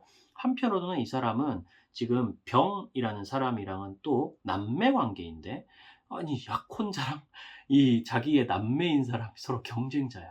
드라마죠, 진짜 완전히 드라마인데, 한 명은 남매고 한 명은 약혼자예요. 그러니까 어떤 사람에겐 약혼자고 어떤 사람에겐 남매인 관계. 이 사람은 두 개의 지위를 가지고 있는 거죠. 이 사람에겐 약혼자고 이 사람에겐 남매인 거고 핏줄인 거고. 그렇게 두 개의 지위를 가지고 있는데 이 두 개의 지위에서 각각의 역할이 발생한다라고 볼 수 있을 것 같네요. 지금 약혼자인 을의 약혼자로서 발생하는 역할은 웨딩 촬영을 하는 겁니다. 약혼자니까 당연히 웨딩 촬영을 해야 된다는 나름의 역할이 발생을 하겠죠. 이 역할을 따라가지고 웨딩 촬영을 하는 역할 행동을 해주는 게 아무래도 옳은 방향일 것 같습니다. 근데 병이라는 남매가 선발에서 을한테 밀려서 떨어졌어. 그래서 탈락한 자기를 위로해주면서 가족여행을 하지. 이것도 이 갑이라는 사람의 지위가 병의 남매이기 때문에, 다른 말로 하면 가족이기 때문에 이 선발에서 탈락한 이 병이라는 사람을 위로해줄 어느 정도의 역할이 부여된다고, 가족관계에서 그렇게 얘기를 할 수 있는데, 그래서 가족여행을 하자는 역할이 지금 부여된 상황이에요. 그러면 웨딩 촬영을 하자는 역할이 을로부터 지금 부여가 되고 있고, 을의 약혼자라는 지위에서 웨딩 촬영을 하러 가야 된다라는 역할이 부여됐고, 병의 남매라는 지위에서는 가족여행을 같이 가면서 병을 위로해줘야 된다라는 역할이 발생을 하고 있는데, 이거 두 개를 동시에 할 수는 없는 거죠. 같은 날 같은 시간에 얘기를 하고 있는 거죠. 그러니까 두 개의 역할이 충돌한 상황, 그리고 실제로 고민에 빠져 있는 상황. 그러니까 2번이 정답이 되죠. 이건 역할 갈등이 맞습니다. 그것도 갑의 역할 갈등이 맞아요. 요거 슬쩍 비틀어가지고 갑이 아니라 뭐 정이라든지 이렇게 넣어두면 당연히 틀린 선지가 됩니다. 조심해서 읽어보셔야 되고요. 3번 리을 네모네모 방송국은 공식 조직이자 자발적 결사체이자 제이다. 네모네모 방송국이면 회사니까 공식 조직은 당연히 맞습니다. 회사는 공식 조직에 속하는 거 맞고요. 하지만 방송국은 자발적 결사체에 속하지는 않죠. 자발적 결사체의 특징이 뭐가 있었나요? 사람들이 자기의 자발적인 목적을 가지고 자발적으로 뭉쳐가지고 참여를 해서 만들어진 게 자발적 결사체입니다. 한편으로 자발적 결사체는 가입과 탈퇴가 자유롭기도 하고 사람들의 신념 혹은 이념을 기반으로 해가지고 운영되는 곳이기도 하죠. 그렇기 때문에 기본적으로 자발적 결사체라는 거의 특징은, 여러분들 이렇게 기억하시면 조금 쉬울 것 같은데, 구분해낼 때 자발적 결사체는 자기가 누가 따로 안 불러도 스스로 나가는 곳이에요. 신이 나가지고 내가 나름대로 의지가 있어가지고 내가 가고 싶어서 가는 곳입니다. 심지어 그곳에서 돈을 안 줘도 상관없어요. 내가 하고 싶어서 하는 거니까, 나의 신념을 기반으로 해가지고. 그런데 방송국이 그런 곳일까요? 방송국에 돈 안 줘도 여러분들이 방송국에 출근을 할까요?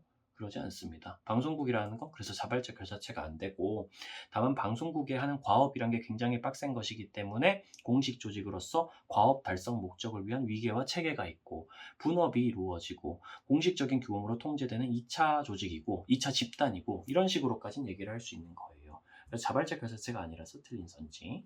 4번 니은 탈락했습니다. 이게 병의 역할에 대한 제재라고요? 제재는 원래 역할에 대해서 나타나는 게 아니죠. 다 역할, 행동에 대해서 나타나는 겁니다. 이거는 그냥 외우셔야 돼요. 역할은 일반적으로 기대받는 행동하는 방식이고요. 역할, 행동이 실제로 한 겁니다. 제재라는 거는 실제로 한 행동에 대해서 내려지는 거지, 여러분들이 받는 기대를 가지고 내려지는 게 아니고요.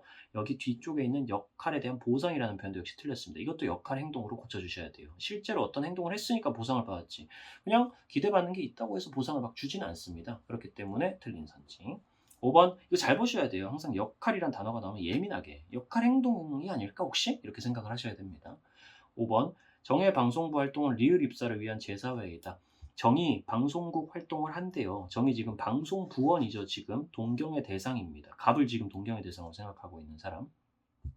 근데 정이 방송부 활동을 하는 이유가 지금 리을에 방송국에 입사를 하기 위해서 재사회화를 하고 있다, 이렇게 얘기를 지금 하고 있는데, 지금 정이라는 사람은 방송국에 있는 사람은 아니잖아요. 근데 이 방송국에 가고 싶어 가지고 지금 뭔가를 방송부원으로서 어떤 활동을 하고 있는 상황이라고 얘기를 할 수 있죠. 이거는 엄밀하게 말하면 방송국이라는 기관을 위해서 하고 있는 재사회화라기보다는, 방송국에 아직은 속하지 않았지만 앞으로 방송국에 갈 거니까 어떤 방송부원으로서, 방송국은 아니지만 그래도 비스무리한 고등학교의 방송부에서 여러 가지를 미리 배우고 있는 과정, 즉 예기사회화라고 보통 표현을 하게 되는 것이고, 예기사회화랑 제사회화라는 건 조금 다른 방식으로 기억을 해주시는 게 좋을 겁니다. 제사회화는요, 지금 당장 변화가 닥쳐와가지고 배워야 되는 거라고 생각을 하시면 돼요. 지금 현재 미래 사회가 닥쳐왔어. 그래서 인터넷을 무조건 배워야 되는 상황이야. 근데 내가 인터넷을 못 배웠어. 그래서 보통 노인분들을 대상으로 인터넷 재교육 같은 거 하는 거, 인터넷을 배우게 가르쳐 드리는 거, 이런 걸 이제 사회가 바뀌었으니까 재사회한다. 혹은 내가 군대에 왔어. 사회가 이미 바뀌었네. 내가 속한 사회가 새로운 역할들이 요구되네. 그래서 그런 것들에 필요한 여러 가지 사회화가 필요하네. 그러면 군대 훈련소 안에서 군대에서는 이런 걸 해야 된다, 이런 식으로 이제 배우는 거, 그런 걸 보통 재사회화라고 얘기를 하는 거죠. 물론 훈련소에서 하는 거는 예기사회와도 동시에 해당된다고 볼 수 있습니다. 나는 일단 군대에 왔기 때문에 군이니까 제사회를 받아야 돼. 이미 사회가 바뀌었으니까. 한편으로 나는 군인은 군인이지만 아직 훈련병일 뿐이야. 나는 앞으로 2등병이 될 거니까 2등병이 되기 위해서 미리미리 배워야 되는 것을 배우기도 해야 돼. 그럼 예기사회도 동시에 진행된다, 이런 식으로 표현을 할 수 있죠.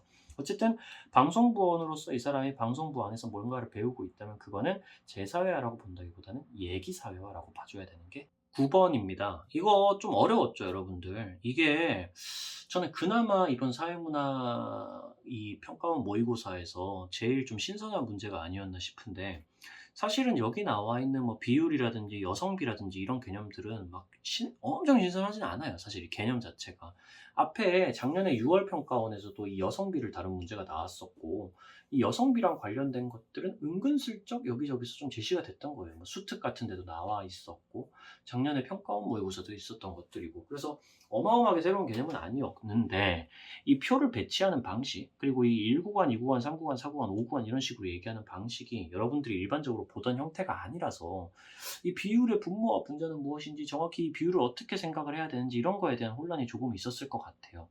이런 성별 불평등이랑 관련된 문제는 항상 굉장히 복잡하게 낼 수 있다는 거. 여러분들이 한 방에 못 알아보게 최대한 꼬아가지고 낼 수 있는 가능성이 있기 때문에, 항상 이 비율이나 여성비 이런 개념들을 바라볼 때는 정확히 이게 뭐랑 뭐의 비율을 얘기하는지, 분모랑 분자는 각각 무엇인지, 이런 것들을 항상 잘 파악을 하셔야 됩니다. 한번 같이 풀어보죠.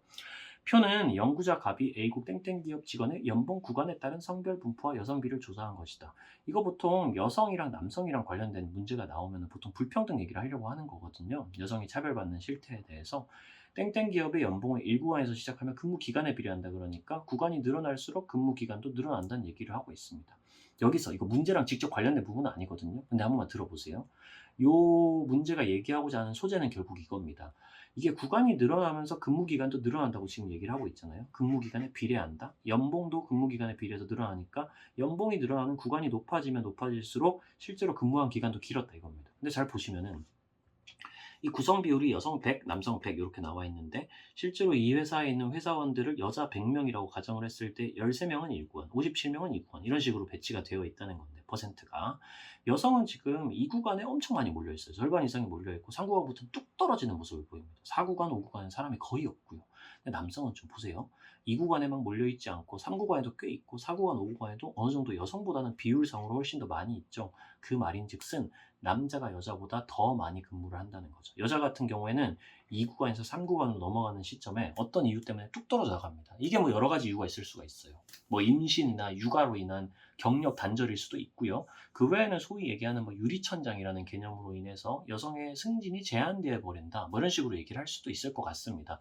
여러 가지 설명은 있겠지만 어찌됐든 여성이 상대적으로 남성에 비해서 근무 기간이 전반적으로 짧고 그것 때문에 소득도 좀 낮은 경향을 보인다라는 거를 한번 보여주려고 이 문제를 평가원에서 만들었다라는 것 정도는 여러분들이 표를 보면서 인문학적으로 이런 의도를 가지고 표를 만들었구나 정도는 파악할 수 있는 능력이 있으면 좋겠습니다. 실제로 문제에도 연결이 될 가능성이 굉장히 높고요. 자, 그러면 구성 비율을 한번 보면 되는데 이 구성 비율의 13%, 57% 이런 것들 다 무슨 뜻일까요? 분모는 뭐고 분자는 뭐죠? 여기 1구간 2만 달러 미만 속에서 여성이 이 13%라고 표시되어 있는 거는 여기 밑에 보면 100이라는 게 여자 전체가 100%라고 지금 나와 있는 거잖아요.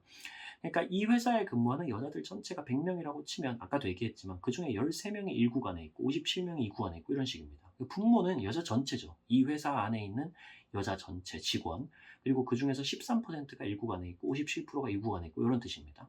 그러면 남성도 똑같죠. 남자 전체가 100명이라고 치면 물론 이 100이랑 이 100은 서로 다른 숫자일 가능성이 있습니다. 실제로는 100명, 100명이 있다는 뜻이 아니라 남자는 200명이고 여자는 100명일 수도 있는 거죠. 그건 나중에 한번 살펴봐야 될 것 같고 어쨌든 남자 100% 중에 5%, 32%, 20%, 15%, 19%가 각각 1부터 5구간에 소속이 되어 있다. 분모는 남자 전체 직원 수고 분자는 실제로 구간별로 속해 있는 남자 숫자다. 그래서 퍼센트가 나온 것이다 라고 생각을 해주시면 되겠네요.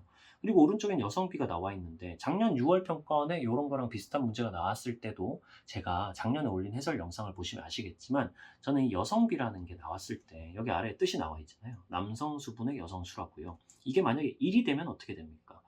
남자 수랑 여자 수가 똑같다는 얘기예요. 그렇죠? 이게 나왔을 때는 막 1.61 이런 식으로 너무 복잡하게 생각하지 말고 이거에다가 곱하기 100을 한번 해보세요. 여기 지금 분모에 곱하기 100이 안 돼 있잖아요. 분수에 곱하기 100이 안 돼 있잖아요. 여기다가 곱하기 100을 한다고 생각해 보세요. 여기다가 곱하기 100이 되는 겁니다. 그럼 161이라는 숫자가 나오죠? 이거 무슨 뜻일까요? 원래 분수에다가 곱하기 100을 해가지고 어떤 숫자가 나온다는 거는 분자를 100명으로 잡았을 때, 즉 남자를 100명으로 잡았을 때 상대적으로 분자의 수가 161명이다. 여자가 161명이다. 그러니까 여성비가 1.61이라는 소리는 남자보다 여자 숫자가 더 많다는 거죠. 어디서? 1구간에서는. 남자 직원보다 여자 직원이 더 많답니다. 이런 식으로 쭈루룩 다 표시를 해볼 수가 있어요. 똑같은 방식으로. 1.10은 무슨 뜻일까요? 곱하기 100을 해보면 110이 나오는데 이게 분자의 수를 말합니다. 남자 수가 몇 명일 때? 100명일 때요. 이런 식으로 다 똑같이 적어볼 수가 있어요. 100명, 38명, 100명, 29명, 100명, 16명, 100명, 62명 이런 식으로 적어볼 수 있습니다. 물론 남자의 수가 다 100, 100, 100, 100, 100명으로 실제로 1구간에서 5구간까지 다 똑같다는 얘기는 아닙니다.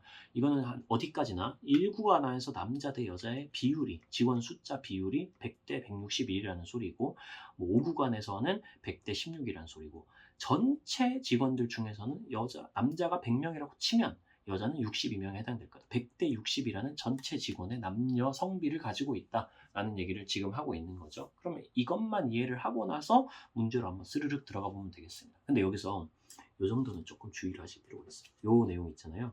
여성비는 소수점 셋째 자리에서 반올림한 숫자. 이건 조금 중요할 수가 있는데 사실 이런 걸 가지고 함정을 파면 조금 더러운 거긴 하지만 그래도 함정으로 만들어질 가능성이 없지는 않습니다. 제가 이거 왜 함정으로 만들어질지 한번 아래에서 보여드릴게요. 1번.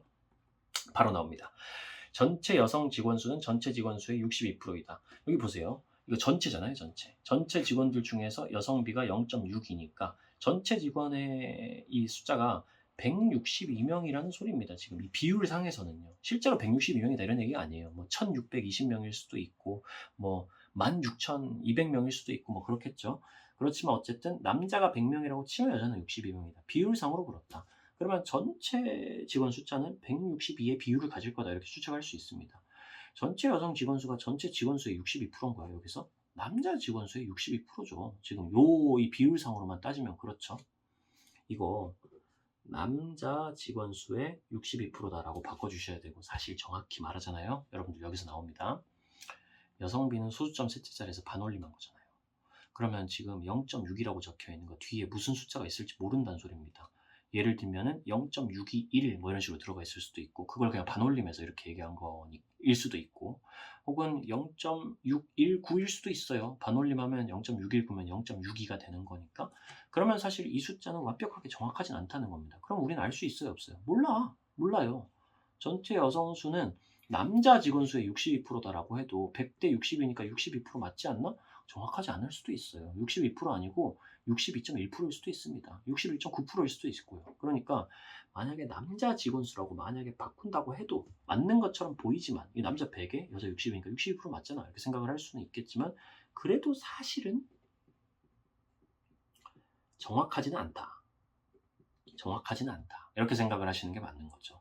이런 걸 가지고 만약에 실제로 함정 선지를 낸다. 그런 건 너무 비겁하다고 사실 생각을 해요. 평가원 교수님들에 대해서 약간 따지고 싶은 마음이 들 것 같습니다.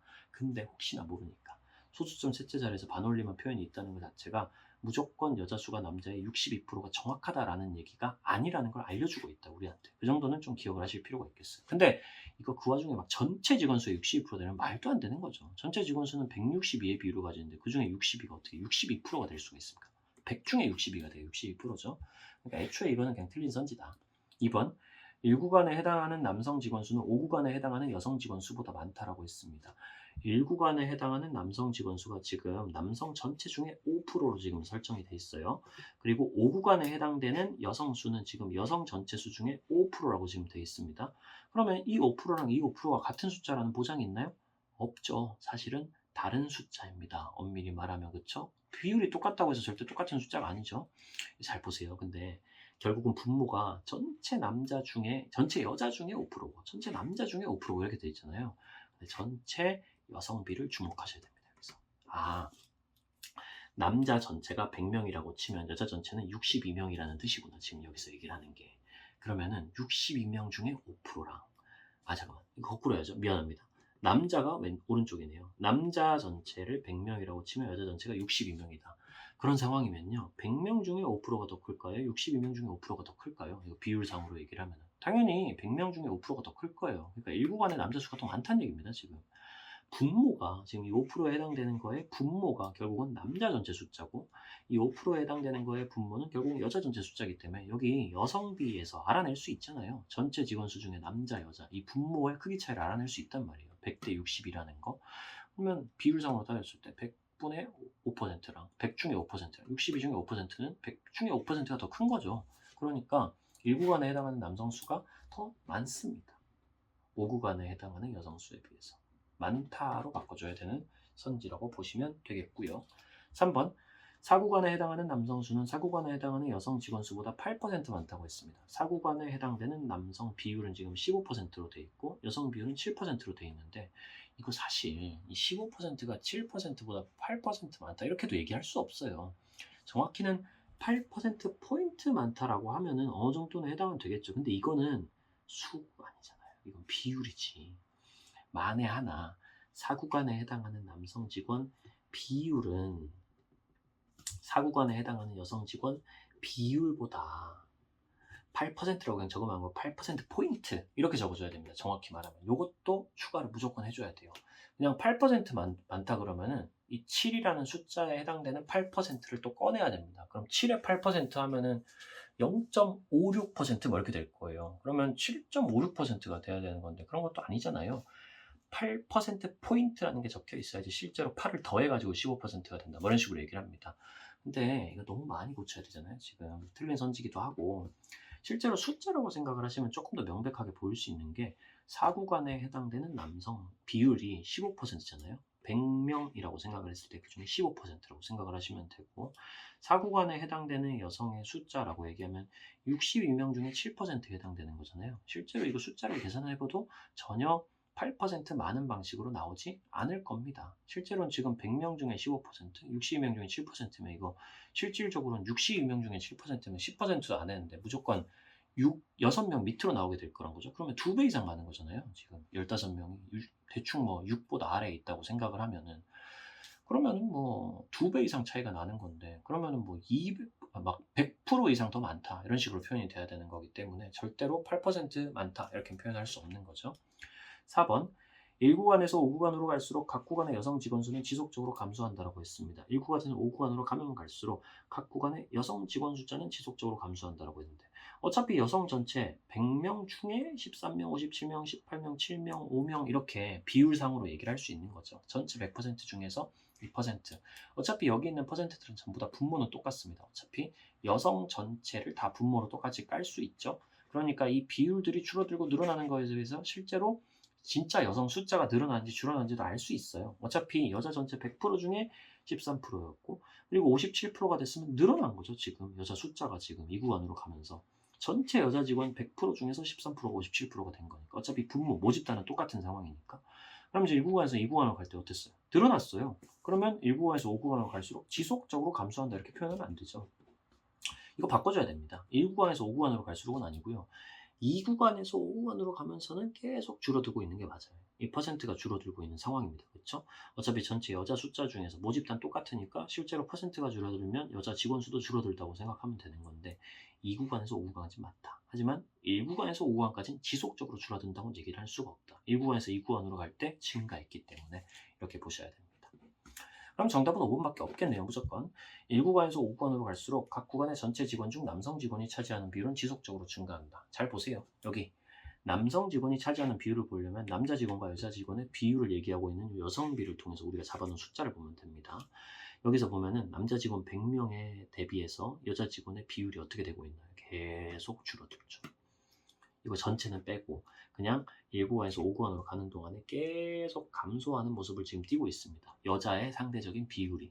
그러면 남자의 비율은 어떻게 될까요? 상대적으로 늘어나겠죠, 당연히. 이건 지금 다 더하면 261명 중에 100, 여기는 210명 중에 100, 여기는 138명 중에 100, 여기는 129명 중에 100, 이런 식으로 비율은 계속 늘어나게 돼 있습니다. 그렇죠? 여자의 상대적인 비율이 계속 줄어드니까 남자의 상대적인 비율은 늘어나는 거죠. 그렇기 때문에 1구간에서 5구간으로 가면 갈수록 남자 직원의 비율은 지속적으로 증가한다. 이게 정답이 되는 선지가 되겠죠. 이런 식으로.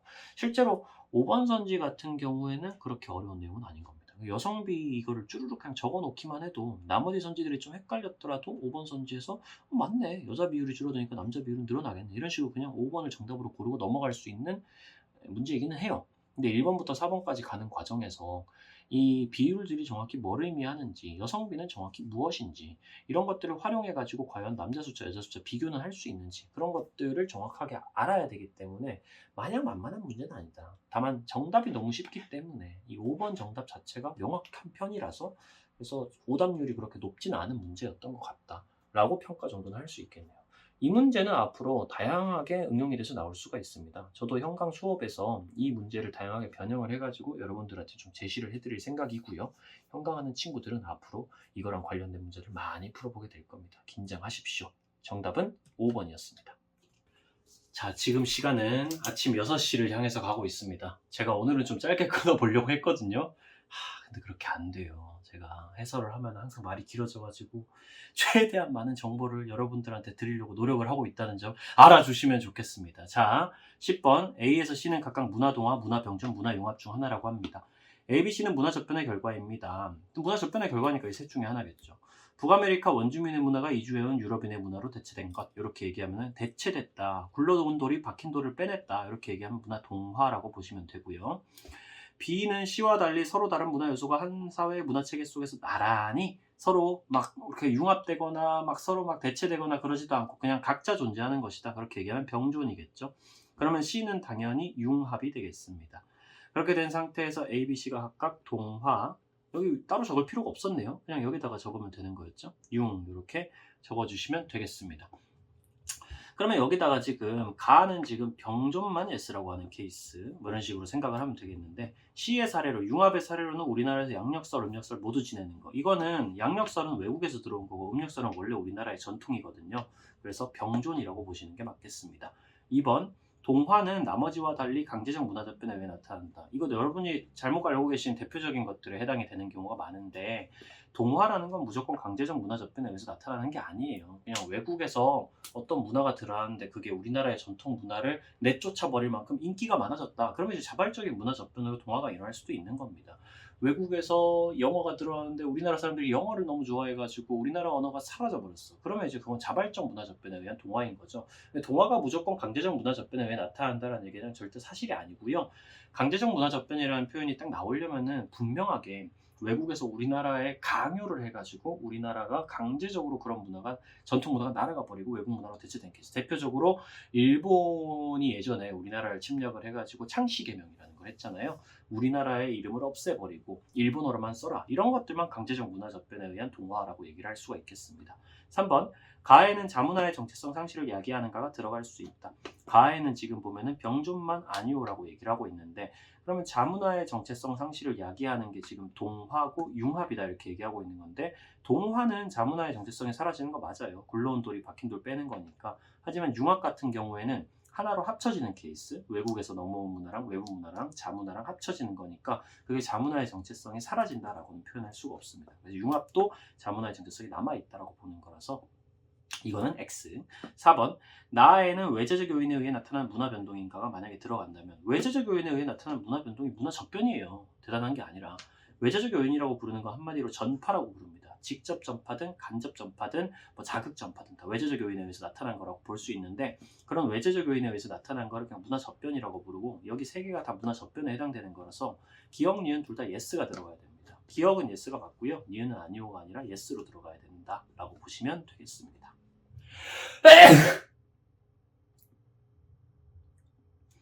5번 다에 만약에 새로운 문화 요소가 만들어졌는가가 들어간다면, 여기 이렇게 대답할 수 있는 건 융합밖에 없죠. yes라고 대답할 수 있는 건. 디귿은 아니요.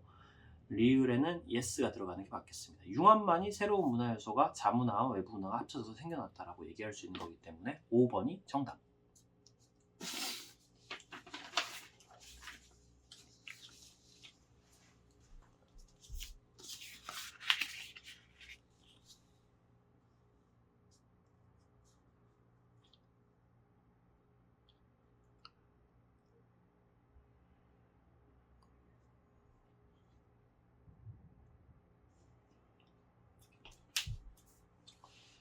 11번입니다. 하이문화의 사례 가나에 대한 설명을 옳은 것은, 하이문화는 반문화인 하이문화와 반문화가 아닌 하이문화가 있다라고 나누시면 될 거고, 아마 그거랑 관련된 문제가 나오겠죠.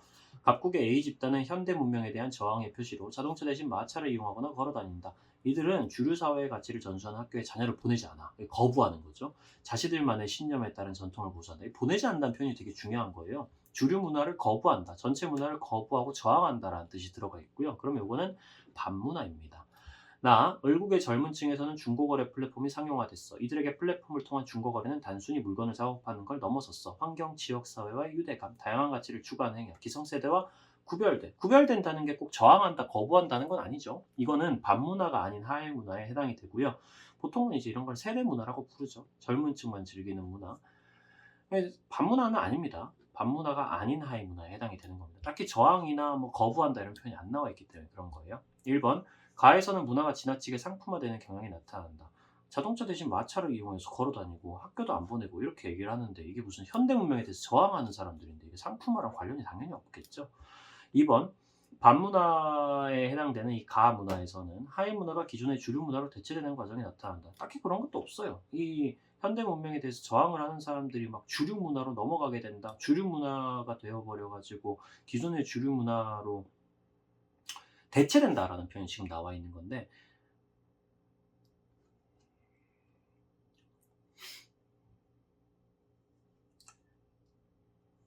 2번입니다. 가에서는 하위 문화가 기존의 주류 문화로 대체되는 과정이 나타난다. 지금 현대 문명에 대해서 저항을 하는 사람들이 막 그냥 자기들의 전통을 고수한다 이렇게 하면 적혀 있지. 주류 문화가 들어와 가지고 이 사람들이 가지고 있는 문화를 대체해 버린다 이런 거는 전혀 독해해서 알아낼 수가 없거든요. 그런 내용은 없다.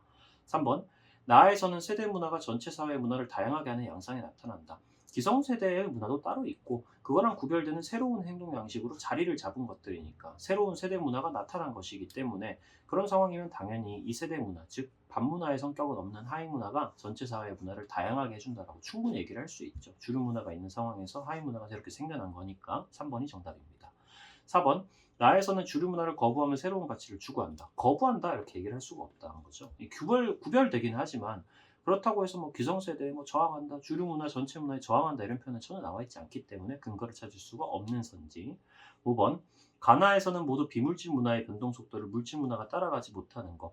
이거 비물질 문화가 너무 빨리 발전하고 물질 문화가 따라가지 못하는 건 문화 지체가 아니라 기술 지체를 얘기를 하는 겁니다. 지금.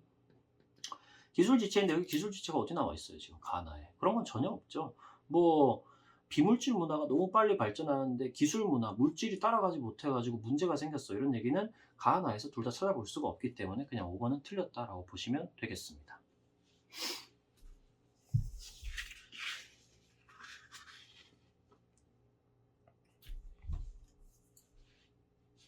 12번 문제, 계층 이동이랑 관련된 문제가 굉장히 말랑말랑하게 그냥 나왔어요. 계층 구성 비율이랑 관련된 문제가 정확히 따지면 계층 이동이랑 관련된 얘기라고 하기는 좀 힘들고 이 계층 구성 비율 상층, 하층이 제시가 돼 있으니까 중층만 찾아내면 되는 문제입니다. 굉장히 간단하죠. 갑국의 입장에서 그냥 여기 지금 90년이랑 2020년으로 구분이 돼 있는데 이런 문제 같은 경우에는 헷갈릴 수 있으니까 90년이랑 2020년을 아래쪽에다가 슬쩍 적어주시면 문제를 좀 더 정확하게 볼 때 좀 도움이 됩니다. 이렇게 90년, 2020년 이런 식으로 적어두면 조금 더 깔끔할 거예요. 갑국 같은 경우는 90년을 정리를 해볼 수가 있습니다. 갑국의 90년 그리고 2020년 상, 중, 하 이렇게 해가지고 계층 구성 비율을 정리를 해보도록 하죠. 분명히 아래쪽에서 그런 거 하나 물어보고 있을 거예요. 피라미드니 모래시계니 사회 안정성이 높니 낮니 이런 얘기를 할 거기 때문에 계층 구성 비율을 같이 정리를 해봅시다. 상층은 지금 90년에 지금 5%랑 50%로 상층 하층이 결정이 돼 있어요. 5%, 50% 그대로 적어주면 되고 여기는 15%, 60%니까 2020년에는 15%, 60% 이렇게 적어주시고요. 그러고 나면 나머지 중층은 상하를 합쳐서 55%니까 중층은 45%가 돼야 될 거고 그리고 여기는 15%랑 60%를 합쳐서 75%니까 나머지는 25%가 중층이 돼야 될 겁니다. 이렇게 정리하고 월급도 똑같은 방식으로 정리해보죠. 상중하 2020 이렇게 적어주고 상하가 지금 90년에는 10이랑 65니까 10이랑 65 이렇게 적어주면 되고 2020년 같은 경우에도 10이랑 20이니까 10이랑 20으로 상층 하층을 정리를 해줍니다. 그러면 상하가 합쳐서 75니까 중층은 25가 되고 상하를 합쳐서 30이니까 중층은 70이 됩니다. 2020년에는 이렇게 갑국 을국이 다 정리가 됐습니다. 그러면 선지를 풀어보죠. 갑국의 계층 구조는 피라미드에서 모래시계로 변화했다. 갑국의 계층 구조는 90년에는 지금 상층이 가장 낮고 중층이 그 다음이고 하층이 제일 높은 모양으로 나타나고 있으니까 피라미드형으로 시작한 게 맞아요. 그럼 그 다음에 모래시계형으로 변화했냐? 2020년에 15, 25, 60으로 여전히 하층으로 갈수록 커지는 모습을 보이고 있습니다. 모래시계형으로 간 게 아니라 그냥 피라미드형이 유지된 거죠. 변화하지 않았다라고 보는 게 맞겠고 2번 갑국은 을국과 달리 폐쇄적 계층 구조이다. 갑국은 피라미드가 계속 유지됐고 을국은 보면은 처음에 피라미드로 시작을 했다가 그 다음에 중층이 가장 높은 다이아몬드형으로 변하고 있는 모습을 볼 수 있습니다. 근데 그게 갑국이 폐쇄적 계층 구조라고 얘기할 수 있는 이유가 되냐요? 이거 꼭 기억해야 됩니다. 폐쇄적이니 개방적이니 하는 얘기는 수직 이동이 가능하냐 불가능하냐 거의 불가능하냐 그런 얘기를 가지고 결정하는 거고요. 계층 구성 비율하고는 아무런 상관이 없어요. 그런 건 알아낼 수가 없다라고 보시는 게 맞습니다. 생각해 보세요. 피라미드형인 사회가 일반적으로 신분제 사회인 경우가 많고 일반적으로 신분제 사회는 폐쇄적인 계층 구조이기 때문에 피라미드형 계층 구조가 폐쇄적인 계층 구조에서 많이 나타나는 건 맞아요. 근데 그렇다고 해서 피라미드형이라고 무조건 폐쇄적이다 이렇게 얘기할 수는 없다는 겁니다. 피라미드인 상황에서도 상층이 가장 낮고 하층이 가장 높고 이런 상황에서도 계층의 이동은 계속 활발하게 이루어질 수 있을 수 있거든요. 충분히. 상층 5%, 하층 50%, 중층 40% 유지는 계속 되고 있지만 이 와중에 막 보이지는 않지만 계층 구성 비율이 바뀌지는 않지만 계속 왔다 갔다 하고 있는 상황일 수도 있잖아요. 그 과정에서 그냥 사람 숫자만 유지되고 있는 거죠. 상중하에 해당되는 사람들. 그렇게 생각을 한다면 이게 개방적 계층 구조인지 폐쇄적 계층 구조인지 그런 것들은 알 수가 없다는 겁니다. 직접적으로 계층 구성 비율에 따른 피라미드니 다이아몬드니 모래시계니 이런 거랑 폐쇄적이니 개방적이니라는 건 서로서로 연결이 돼 있지가 않아요, 본질적으로. 그러니까 이것만 가지고 이걸 알아낼 수는 없다라고 보시는 게 맞습니다. 알 수 없음. 3번입니다. 갑국은 을국에 비해 상승 이동이 더 많이 나타났다. 이거는 사실은 한번 잘 생각을 해보시면 되는데요. 이 경우의 수를 한번 따져보면 돼요. 이거 발례를 들려면 을국이 상승 이동이 더 많이 나타난 케이스를 생각을 해보면 되잖아요. 갑국 한번 상황을 봅시다. 갑국은 지금 상층이 늘어나긴 늘어났어요. 지금 2020년으로 갈 때. 상층이 늘어나려면 아무래도 상승 이동을 통해서 누군가가 올라오긴 해야 됩니다. 그래가지고 최소한 10% 정도는 무조건 상승 이동을 해서 중층에서 올라오든 하층에서 올라오든 10% 정도는 상승 이동을 했다고 볼 수 있겠죠.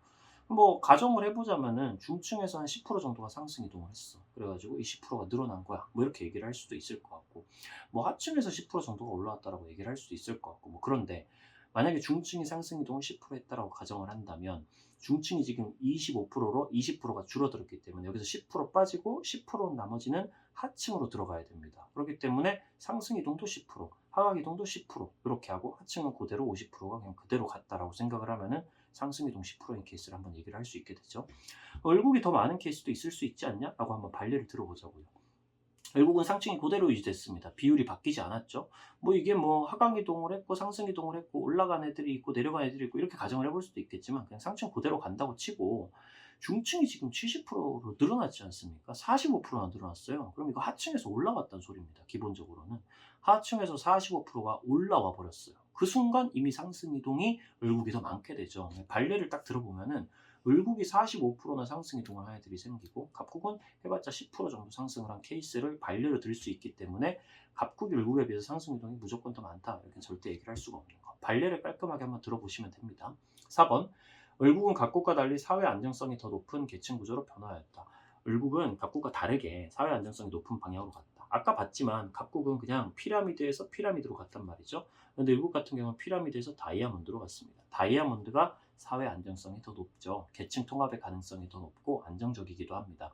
중층이 다른 계층보다 더 많으면 그건 안정적이다, 사회 통합이 유리하다 이렇게 얘기를 하거든요. 그러니까 을국은 갑국과 다르게, 갑국은 그냥 피라미드, 을국은 피라미드에서 다이아몬드로 안정성이 높은 계층 구조로 변화했다라는 4번이 정답이 됩니다.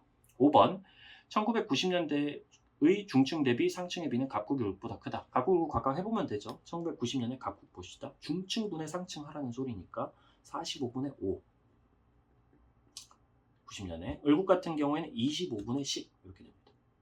둘 중에 뭐가 더 커 보이나요? 당연히 을국 쪽이 더 크죠. 분모는 더 적고 분자는 더 크고 갑국이 을국보다 적다가 돼야 됩니다. 그래서 정답은 4번이 됩니다. 별로 어렵진 않았네요. 13번입니다. 개인과 사회의 관계를 바라보는 관점이라 그러면 실제론이랑 명목론이 나오는 거죠. 사회는 그 자체로 고유한 성격을 가진다. 개인은 사회가 요구하는 행동 방식에 순응하면서 사회적인 존재가 된다. 사회는 개인을 외제한다. 사회는 그냥 개인의 총합이 아니다. 개인은 사회가 요구하는 방식에 순응하게 된다. 사회가 개인에게 명령을 내린다. 이런 식으로 얘기하는 건 사회를 더 중시하는 실제론 되겠고요. 그러면 나는 당연히 명목론이겠네요. 명목론, 개인은 자율적 존재이다 이런 표현 쓰고요. 사회는 그냥 결과물일 뿐이야. 개인의 행동 방식이 모여서 만들어지는 개인의 총합이 그냥 사회야 라고 얘기하는 건 명목론입니다. 기억, 실제로는 사회는 개인의 총합에 불과하다. 절대 아니죠. 니은, 실제로는 사회는 구성원에게 외제성을 갖는다고 본다. 사회는 외제하는 실체이다 이렇게 보는 거 실제로 맞고요. 디귿, 명목론 개인의 속성은 사회의 속성이 반영된 결과라고 본다. 이거는 사회에 영향을 받는다는 소리인데 개인이 그렇지가 않죠. 오히려 사회의 속성이 개인의 속성에 영향을 받는다 이렇게 보는 입장이기 때문에 위치를 바꿔주셔야 되고요. 리을, 명목론 사회 규범은 개인들이 옳다고 믿기에 결국 개인들의 선택에 따라서 존재하는 것이다. 이게 개인을 강조하는 명목론의 입장이 맞죠. 정답은 4번입니다. 14번입니다. A, B의 일반적인 특징. A, B는 각각 산업사회, 정보사회 중 하나라고 하고요. 그럼 A랑 B를 바로 찾아보죠. 지식이 부가가치를 창출하는 중요한 원천이다. 이 표현 중요하죠. 그럼 지식 정보가 중시되는 사회는 정보화 사회다라는 거는 이거는 상식선에서도 풀 수 있습니다. 가정에서도 고도화된 통신기술이 널리 활용돼서 재택근무가 활성화되는 것도 정보화 사회의 특징이고요. 가정이 생산과 노동의 중심이 된다. 그래서 가정과 일터가 결합한다. 이런 식으로 보통 표현을 하기도 하죠. 결합하는 정도가 높아진다. 이 가정과 일터가 결합하는 정도가 가장 높은 사회는 농업사회고요. 농업사회에서 모든 일을 다 가정에서 하니까. 그 다음이 정보화사회, 재택근무를 통해서. 마지막으로 산업사회 같은 경우에는 가정은 직장과 공간적으로 완벽하게 분리되는 가정과 일터의 결합 정도가 가장 떨어지는 사회가 산업사회라고 기억을 해주시면 됩니다. 여기 자본과 노동을 통해 부가가치를 창출한다는 표현도 산업사회에서 쓰는 표현이고 1번 정보화 사회는 산업 사회에 비해 직업의 동질성 정도가 높다. 그렇지 않습니다. 정보화 사회는 직업이 엄청 다양해져요. 그래서 직업의 동질성 정도가 낮아지고 직업의 이질성 정도가 높아지는 거죠. 동질성이 아니라 이질성으로 바꾸면 맞는 선지가 되는 거고 2번 정보화 사회는 산업 사회에 비해서 정보 확산의 시공간적 제약이 적다. 이게 맞는 말이죠. 그렇죠. 정보화 사회에서는 쌍방향 통신 매체 혹은 뉴미디어 여러 가지 채널을 통해서 정보가 전달되는 뉴미디어 같은 새로운 매체가 생겨나기 때문에 이 새로운 매체를 기반으로 해서 정보가 확산되는데 훨씬 더 속도가 빠르고 시간적인 제약도 공간적인 제약도 적어집니다. 공간이 어디에 있든 크게 상관이 없어. 시간도 적게 들어. 이런 얘기라고 생각을 하시면 돼요. 2번이 정답이죠. 3번 정보화 사회는 산업 사회에 비해 사이버 범죄가 발생할 가능성이 높은 편이죠. 당연히 인터넷이 발달하면서 산업 사회는 정보화 사회에 비해 다품종 소량 생산이 아니라 소품종 대량 생산 방식으로 가게 되는 거기 때문에 A, B 위치 바꿔주셔야 되는 거고요. 이건 낮다를 높다로 바꿔줘야 되고 5번 산업 사회는 정보화 사회에 비해 쌍방향 매체가 아니라 일방향 매체를 통한 정보 전달의 비중이 높다. 일방향 정보 매체라 함은 전통적인 매체들, TV나 라디오나 신문 뭐 이런 것들을 산업사회에서 좀 더 중시한다. 정보화 사회에서는 쌍방향 매체, 뉴미디어가 태어나서 이 뉴미디어를 통한 정보 전달의 비중이 높아진다라고 생각을 하시면 되겠습니다. 정답은 2번이 되겠네요. 자, 15번입니다. 다음 자료에 대한 분석으로 옳은 것은 단 각국의 사회보장제도는 우리나라 사회보장제도와 동일하다. A의 사례, 생활이 어려운 사람의 질병, 부상 등에 대해 급여 제공. 생활이 어려운 사람한테 준다고 그랬죠. 선별적 복지입니다.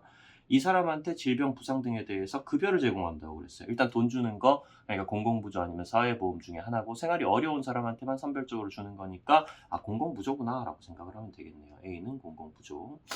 B, 노령장애 사망 시 본인 및 가족에게 연금 급여 실시. 이러면 바로 알아보셔야 됩니다. 이거 국민연금이고요. 사회보험이죠.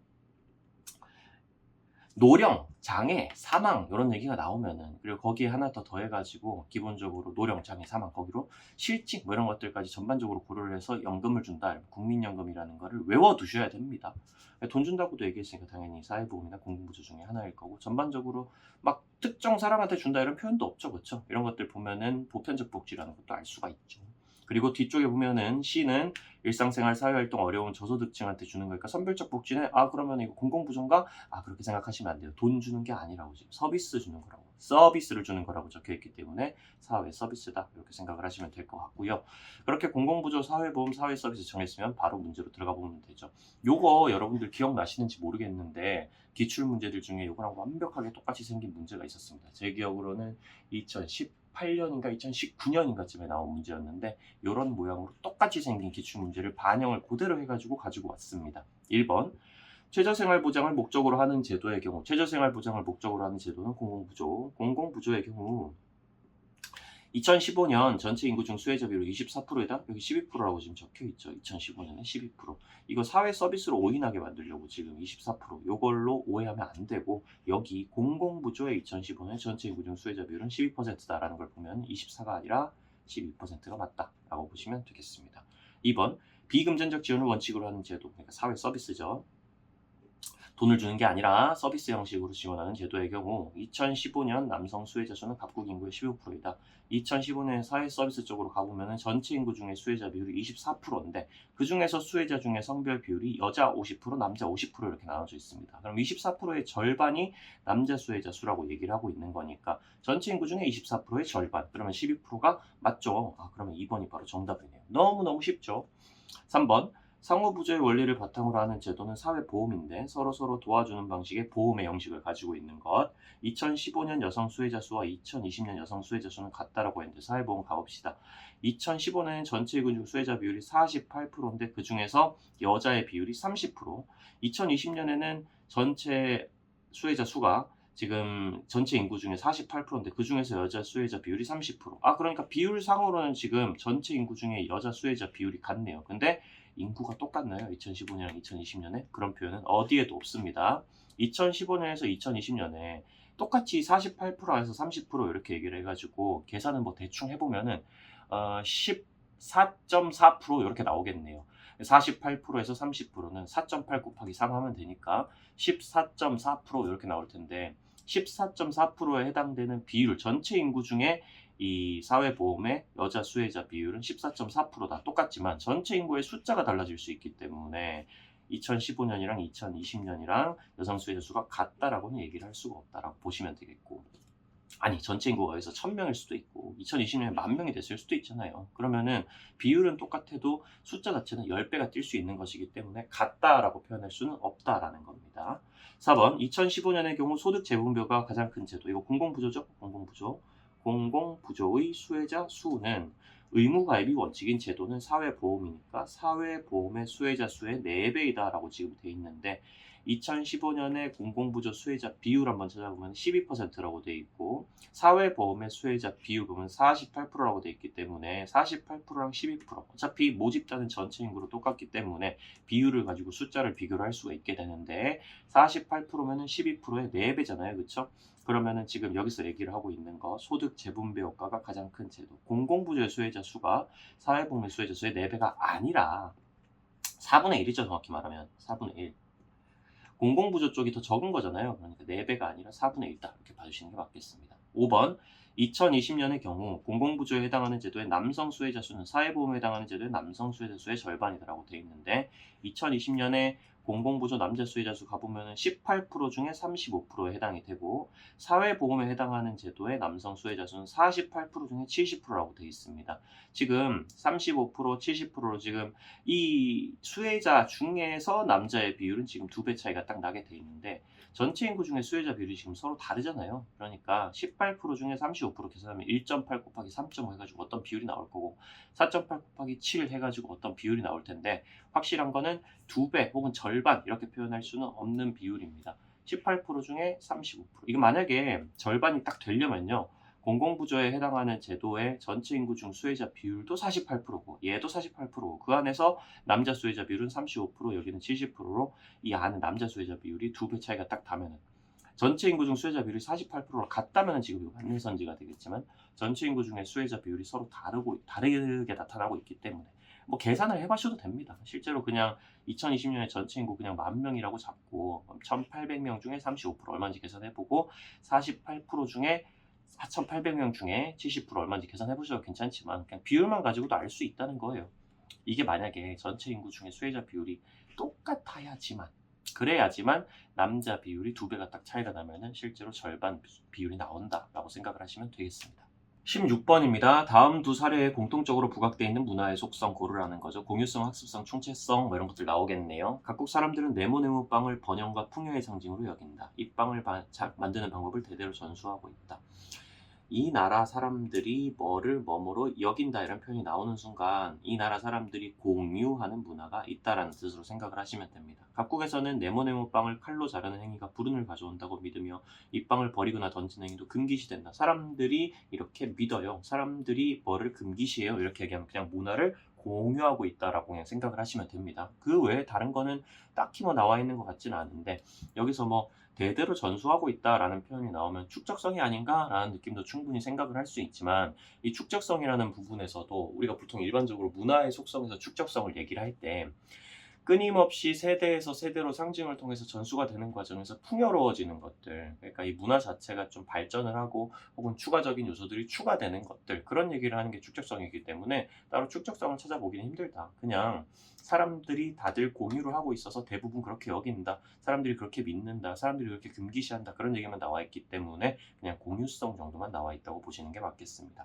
외국 사람들은 평소 절제를 중시하여 식사조차 즐거운 행위가 아닌 생명 유지를 행위 정도로 여긴다. 이것도 외국 사람들이 그렇게 여긴다라는 거, 공유하고 있다는 거. 외국에서는 사람들이 자랑스럽게 생각한다는 거. 이것도 그냥 공유성만 표현하고 있는 내용이라고 보시면 되겠어요. 그러면 공유성을 찾아보면 되겠습니다. 기억, 문화는 시간이 흐르면서 지속적으로 변화한다. 이거는 변동성이랑 관련된 선지이고 변동성이 딱히 여기 나와 있진 않죠. 문화가 바뀌는 게 보이진 않으니까요. 문화는 세대 간 전승을 통해 점차 복잡하고 풍부해진다 라고 얘기하면 축적성을 가리키는 선지인데 많이 양보를 해가지고 갑국에서 나와 있는 것들 중에 대대로 전수한다라는 표현이 상징을 통해서 어쨌든 전수되는 건 맞으니까 축적성은 맞지 않냐 라고 판단을 한다고 하더라도 을국에서는 명확하게 따로 상징을 통해서 전수가 되는 세대 내 전승이 되는 그런 얘기는 나와 있지 않기 때문에 확실히 축적성이 공통적으로 부각되어 있지는 않죠. 디귿 한 사회 구성 간 원활한 상호작용의 토대가 되는 게 축적성, 공유성이고요. 공유를 하고 있으니까 원활하게 상호작용을 할 수가 있는 거야. 리을 문화는 특정 상황에서 상대방의 행동 방식을 예측하게 하는 공유하고 있으니까 다른 사람이 그 다음에 어떤 행동을 할지도 대략 예측을 할 수 있어. 이해할 수 있어. 혹은 이해 못하거나 다른 사람들이 하는 행동이 어리둥절하고 예측하지 못하겠어. 그래도 공유성은 맞습니다. 공유성이라는 건 서로 다른 문화에서 온 사람들은 서로 다른 문화를 공유하기 때문에 서로 다른 문화를 구별하게 만들어주는 기준이 되기도 하니까 만약에 예측하게 한다라고 못하고 하지 않고 특정 상황에서 상대방의 행동 방식을 예측할 수가 없다, 이해할 수가 없다 뭐 이런 표현이 나와도 공유성의 선지라고 충분히 생각을 하실 수 있겠습니다. 어쨌든 정답은 5번.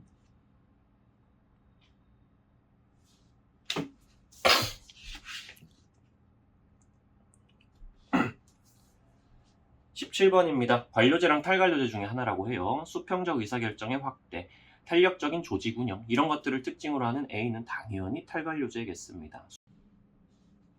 17번인데요. 제가 이게 카메라가 꺼진 줄 모르고 그대로 얘기를 해버려가지고 이미 다 적어버렸습니다. 이건 그냥 보시면서 설명만 들으시면 될 것 같아요. 지금 보면 수평적 의사결정의 확대, 탄력적인 조직 운영 이런 걸 특징으로 하는 A는 탈관료제일 겁니다. 환경 변화에 더 유연하게 대응하는 거.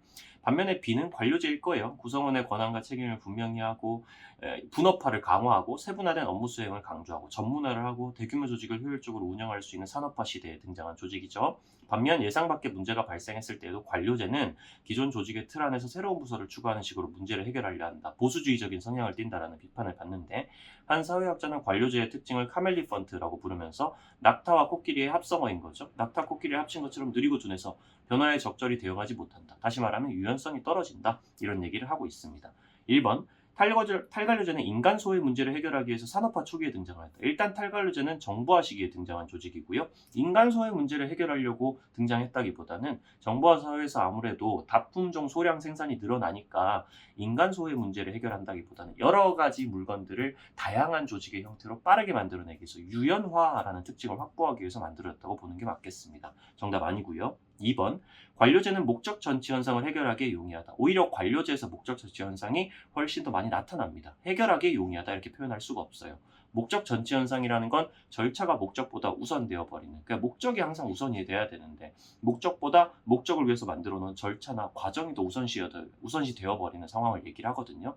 예를 들면 병원 같은 데서 환자를 치료하기 위해서 이 궁극적인 목적을 가지고 만들어진 조직임에도 불구하고 간호사들이 절차를 따르셔야 됩니다. 환자가 죽든 말든 일단 이 장부에다가 먼저 기입부터 하셔야 됩니다. 요 신청서를 빨리 작성하셔야 됩니다. 이렇게 얘기를 하는 거. 목적을 까먹어 버리는 거. 자기한테 맡겨진 일이 있다 보니까 확실하게 정해진 매뉴얼이란 게 존재하는 조직이다 보니까 그런 상황을 목적 전치 현상이라고 부르고요. 이건 관료제에서 주로 발생하는 문제예요. 해결하기에 쉽다 이렇게 표현할 수가 없습니다. 3번 탈관료제는 관료제에 비해서 조직 구성원의 재량권과 자율성이 높다라고 보통 표현을 하죠. 탈관료제는 유연한 조직이고 다품종 소량 생산 시대에 소비자의 어떤 수요의 변화를 빠르게 따라가야 되는 조직이기 때문에 재량권이나 자율성을 실제로 조직에서 일하고 있는 사람들, 소위 말하는 좀 아래쪽에 깔려있는 사람들 있잖아요. 실제로 일하고 있는 실무자들, 이런 사람들한테 재량권과 자율성을 더 많이 주는 편이라고 기억을 하셔야 됩니다. 4번 관료제는 탈관료제에 비해 연공서열에 따른 보상체계를 중시한다. 연공서열 다른 말로 경력이라고도 표현할 수 있는데요. 경력이 높으면 높을수록 보상을 올려주는 게 원래 관료제의 시스템입니다. 탈관료제 같은 경우에는 능력과 업적을 훨씬 더 중시하고요. 보상이 있어가지고. 관료제가 이렇게 하는 이유가 있어요. 관료제가 막 비정상적이고 비이성적인 조직이라서 이렇게 한다기보다는 이 산업사회 시대에는 물건들을 빠르게 막 교체하면서 따로따로 생산을 할 필요가 없었고 물건들을 한꺼번에 많이만 뽑아내면 되는 거였기 때문에 사람들의 업무를 확실하게 세분화를 해줍니다. 그렇기 때문에 일을 잘하는 사람은 누구였겠어요? 똑같은 일을 하루 종일 반복하다 보면은 제일 잘하는 사람은 오랫동안 한 사람이거든요. 경력이 높은 사람. 그러니까 경력이 높은 사람한테 보상을 많이 주는 건 관료제 입장에서는 굉장히 당연한 것 같다는 거죠. 절대로 관료제는 옛날 거, 탈관료제는 요즘 거. 그러니까 탈관료제가 더 좋은 거. 이런 식으로 생각하시면 위험합니다. 각자의 시대에 맞는 생산 방식이 있었을 뿐이라고 기억을 하셔야 됩니다. 5번. 기억의 문제는 조직 구성원의 위계적 서열을 강화함으로써 해결된다. 기억이 카멜리펀트라고 나와 있는데 이 카멜리펀트가 유용성이 없다라는 이 유연함이 없다라는 얘기를 지금 하고 있는 거죠. 유연함이 없는 것으로 인해서 나타나는 문제는 조직 구성원의 위계적 서열을 강화해서 해결될 게 아니죠. 약화시켜가지고 오히려 민주주의적으로 평등주의적으로 서로 다양하게 토론을 하고 민주적으로 의논을 하고 이런 방향에서 조금 더 유연성을 강화할 수 있을 겁니다. 그렇기 때문에 조직 구성원의 위계적 서열을 강화하는 관료제 방식으로는 기존처럼 했던 관료제 방식으로는 해결이 되지 않는다라고 보시는 게 맞겠습니다. 정답은 4번. 18번입니다. 사회변동 이론 이러면 진화론, 순환론이 나온다고 보시면 되겠는데 하나씩 찾아보죠. 인류의 역사는 발생, 성장, 정체, 해체 이렇게 하면 끝났죠. 진화론은 계속 발전한다고 얘기하는 이론이고 순환론은 그렇지 않으니까 그건 순환론의 얘기일 겁니다. 인류 문명의 발전에서 엘리트가 주도하는 혁신은 중요한 의미를 가지며 대중이 이를 따르지 않으면 분열하기도 하고 문명이 쇠퇴하기도 하고 이런 얘기하는 건 순환론이니까 역사는 문명의 흥망성쇠를 거듭하며 전개된다. 여기 이렇게 시간 축이 있고 X축이 Y축이 발전 축이라고 본다면 순환론은 이렇게 얘기하는 입장이죠. 이렇게 발전했다가 쇠퇴했다가 발전했다가 쇠퇴했다가 일정한 주기를 기준으로 계속 반복하는 양상을 보인다 이렇게 얘기하는 거. 인류의 역사는 생산 방식의 발전을 통해 사회의 궁극적 이상에 다가가는 과정이다. 끊임없이 발전을 하면서 궁극적인 이상으로 가는 과정이다. 계속 발전만 한다고 얘기를 하고 있는 거는 진화론에 해당이 되겠습니다. 이렇게 쭉 올라가기만 한다라고 보는 거. 낡은 생산은 새로운 걸로 대체되고 점진적인 시대 발전을 이끌고 역사는 생산 방식의 진보, 문명의 발전이 끊임없이 누적된 결과라고 보는 건 진화론의 입장입니다. 기업 순환론은 미래의 사회 변동에 대한 역동적 대응이 곤란하다는 비판을 받는다. 순환론은 보통 과거의 역사들을 길게 관찰하면서 과거에 이런 주기가 있었다는 것, 주기에 따른 반복, 이 발전과 쇠퇴의 반복이 있었다는 걸 관찰하는 입장이거든요. 이 순환론이라는 건 기본적으로 미래를 예측하지 않아요. 과거를 보는 입장입니다. 그렇기 때문에 미래의 사회 변동을 예측하기가 어렵고 그거에 대해서 역동적으로 빠르게 대응하는 게 곤란하다라는 비판을 받는 입장이 맞아요. 니은 진화론은 사회가 미분화된 상태에서 분화가 안 돼 있는 상태에서 분화된 상태로 변동한다고 본다. 맞습니다. 진화론이라는 건 마치 생물이 단세포 생물에서 이 다세포 생물로 진화를 하듯이 천천히 발전을 해 나가듯이 그런 사회의 발전 과정도 똑같이 있다. 분업이 없던 상태에서 분업이 많이 되는 상태. 다시 말하자면 더 발전된 상태로 변동한다고 보는 입장이에요. 정답은 기억 니은이 되겠네요. 디귿 순환론은 진화론과 달리 사회변동이 일정한 방향을 갖는다고 본다. 순환론이 보기에는 일정한 방향은 없습니다. 보세요. 방향이 계속 바뀌잖아요. 순환론이 보기에는. 진화론이 보기에는 일정한 방향은 있죠. 대신에 둘 다 일정한 양상은 있다 이렇게 표현을 합니다. 이 모양이 양상이란 건 모양이란 뜻인데 순환론이 보기에도 일정한 모양이 주기적으로 반복되는 걸 보이고 진화론이 보기에도 일정한 모양 쭉 올라가는 모양은 있는 거거든요. 어쨌든 순환론은 일정한 방향이 없다라고 본다. 오히려 진화론이 그렇다고 보기 때문에 위치 바꿔주셔야 되고 리을 진화론은 순환론과 달리 사회 변동이 동일한 과정을 주기적으로 반복한다고 본다. 오히려 순환론이 그렇게 봅니다. 진화론이 보는 게 아니라요. 진화론이 보기에는 주기는 딱히 없어요. 그냥 똑같이 올라가는 방향이 똑같은 모양으로 유지될 뿐이고 순환론이 보기에는 올라갔다 내려가는 모양이 주기적으로 반복되는 경향을 보인다. 이렇게 표현을 할 수가 있습니다. 그러니까 리을도 틀린 선지. 정답 1번. 19번. 사회문화 현상을 바라보는 관점이라고 그러면 기능론, 갈등론, 상상론이 나오는 겁니다. 기억하셔야죠. 환경 문제는 사람들이 환경오염을 사회 문제로 규정하면서 주요 관심사가 되었다 이렇게 표현하고 있습니다. 일단 사람들 한 명 한 명이 그렇게 규정했으니까 그렇게 됐다는 얘기, 개인을 중심으로 보고 있다는 느낌에서 벌써 상상론 느낌이 옵니다. 많은 환경과 학자, 언론인, 시민들이 환경오염의 심각성을 지적해 문제의식과 대응 방안을 공유해 이들은 글이 냈고 재생과 같은 표현을 인식하고 있어. 그렇게 사람들이 그렇게 인식하니까 서로 독려하니까 이런 사회 현상이 나타나는 거야 라고 보면은 개인을 바라보는 미시적 관점인 상상론이죠. 환경 문제는 산업화를 위해 자연을 이용하는 과정에서 나타나는 일시적인 병리 현상 이런 식으로 표현하는 거. 여러 가지 사회 문제들이 병리 현상이다. 병과 같은 현상이다. 이렇게 보는 거는 사회 유기체설을 기반으로 생각하는 기능론이라고 보시면 되겠습니다. 하지만 이러한 문제를 해결할 수 있는 환경 정화 기술이 개발됐어. 예전에는 환경 정화 기술이란 게 따로 없었기 때문에 이 부분의 역할을 제대로 수행할 수 있는 요소가 없었지만 이 환경 정화 기술이 개발돼 가지고 어느 정도 기술이 발전돼 가지고 기술이 그동안 못하던 역할을 하게 된 거야. 자기의 역할을 똑바로 하게 됨으로써 이 병을 해결할 수 있게 된 거야. 조화와 균형을 회복하는 거야. 이게 기능론이 핵심적으로 쓰는 단어들이죠. 환경 문제는 그럼 갈등론밖에 안 남았네요. 자본가 계급이 자신들의 이익을 극대화하는 과정에서 발생한다. 이 지배층들이 자기의 이익을 극대화하려고 만들어내는 문제다.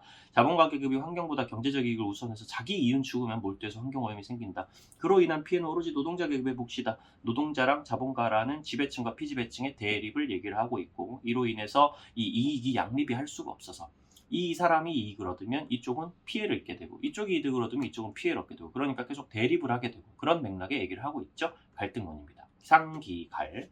1번 상상론은 사회의 각 부분이 상호 의존적 관계를 맺는다고 본다. 이건 기능론의 입장이니까 틀렸고요. 2번 기능론은 상황에 대한 주관적인 해석 과정을 중시한다. 요거는 개인 한 명 한 명을 중심으로 미시적으로 보는 상상론의 입장이고요.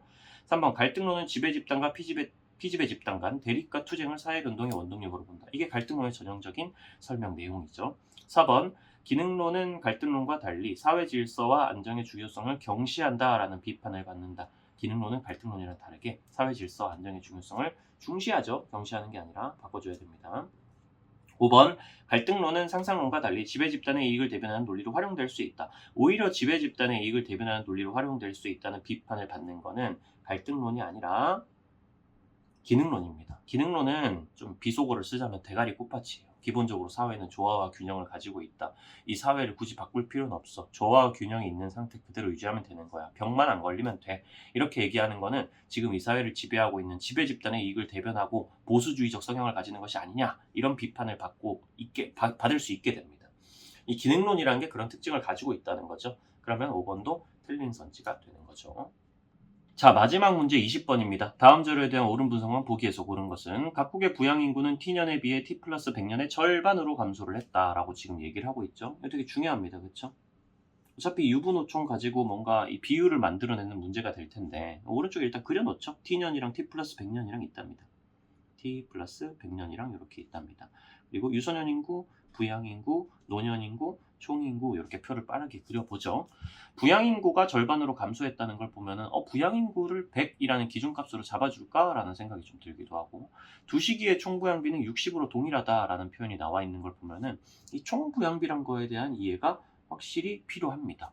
총부양비라는 게 뭔가요? 총부양비라는 거는 결국은 부양 인구 분의 유소년 인구 더하기 노인 인구 해가지고 곱하기 100을 해가지고 나온 숫자를 의미합니다. 그럼 총부양비가 60이었다는 건, 두 시기에 모두 다 그랬다는 건, 이거 분수에다가 곱하기 100을 해가지고 60이 나왔다는 거 무슨 뜻이라고 제가 아까 얘기했죠? 분모가 100이라고 가정을 했을 때 분자가 60이란 뜻이다. 이 뜻이라고 항상 해석하라고 했습니다. 부양 인구가 100명인 상황에서 유소년 인구, 노인 인구 더하면 60명 나온다. 이 비율 값을 가진다. 5대 3이다. 이 얘기를 그냥 하고 있는 거예요. 그러면 우리 아까 부양 인구가 절반으로 감소했다니까, 부양 인구를 T년에 100으로 잡고 T 플러스 100년에 50으로 잡으면 어떨까? 절반으로 감소하게. 그리고 나서 이 100대 60이라는 비율 값이 있으니까 부양 인구가 100인 걸 알면 유소년 인구 더하기 노년 인구가 60인 걸 알 수 있잖아. 그리고 부양 인구가 만약에 50이라고 치면은 이거 5대 3의 값이 유지되니까 유소년 인구, 노인 인구 하면은 30이겠네? 이런 생각을 할 수 있죠. 그러면 총 인구가 대략 나오겠네. 문제는 그때 부양인구를 100으로 잡아도 유소년인구, 노인인구 더하기 60인 거 알고 총인구가 160인 걸 알아도 유소년인구와 노년인구를 구체적으로 특정을 할 수가 없다는 게 좀 문제가 될 수는 있죠. 그럼 아래쪽에 그거랑 관련된 내용이 나와 있어야만 돼요. 아래쪽으로 쓱 가봅시다. 각국 전체 인구 중에 유소년 인구의 비율 변화가 나와 있단 말이죠. 전체 인구 중에 유소년 인구의 비율 변화가 있습니다. 유소년 인구가 25%란 말은 무슨 말이죠? 전체 인구 중에 4분의 1이라는 뜻이잖아요. 그러면 아까 총인구 대충 160으로 잡힌다고 했을 때 유소년 인구 4분의 1인 40이겠구나. 그러면은 부양 인구를 100으로 잡고 가는 게 맞겠네. 여기 이렇게 값을 알려주고 있으니까 가면 되겠다. 이런 생각을 논리적으로 쭈루룩 하면서 가면 되는 거예요. 부양 인구 T년에 비해 T 플러스 100년의 절반으로 감소했으니까 100이랑 50으로 각각 놔두겠습니다. 100명이었다, 50명이었다 이렇게 가정할 거예요.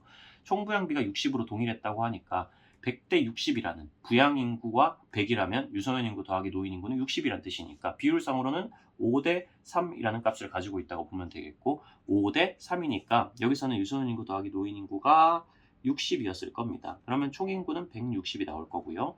T 플러스 100년 같은 경우에도 똑같이 5대 3의 값이 유지돼야 돼요. 부양 인구가 50인데 5의 값을 가지면 유소년 인구 더하기 노인 인구는 3의 값이니까 30을 가지는 겁니다. 이거 두 개를 더하면, 유소년 인구, 노인 인구를 더하면, 그러면은 두 개 더하면 30이니까 총 인구는 80명이 되겠죠. 그런 상황에서 T년에 전체 인구 중에 총 인구 160명 중에 유소년 인구가 25%, 4분의 1이었대요. 그럼 유소년 인구를 40명으로 잡아주면 되겠죠. 4분의 1이니까.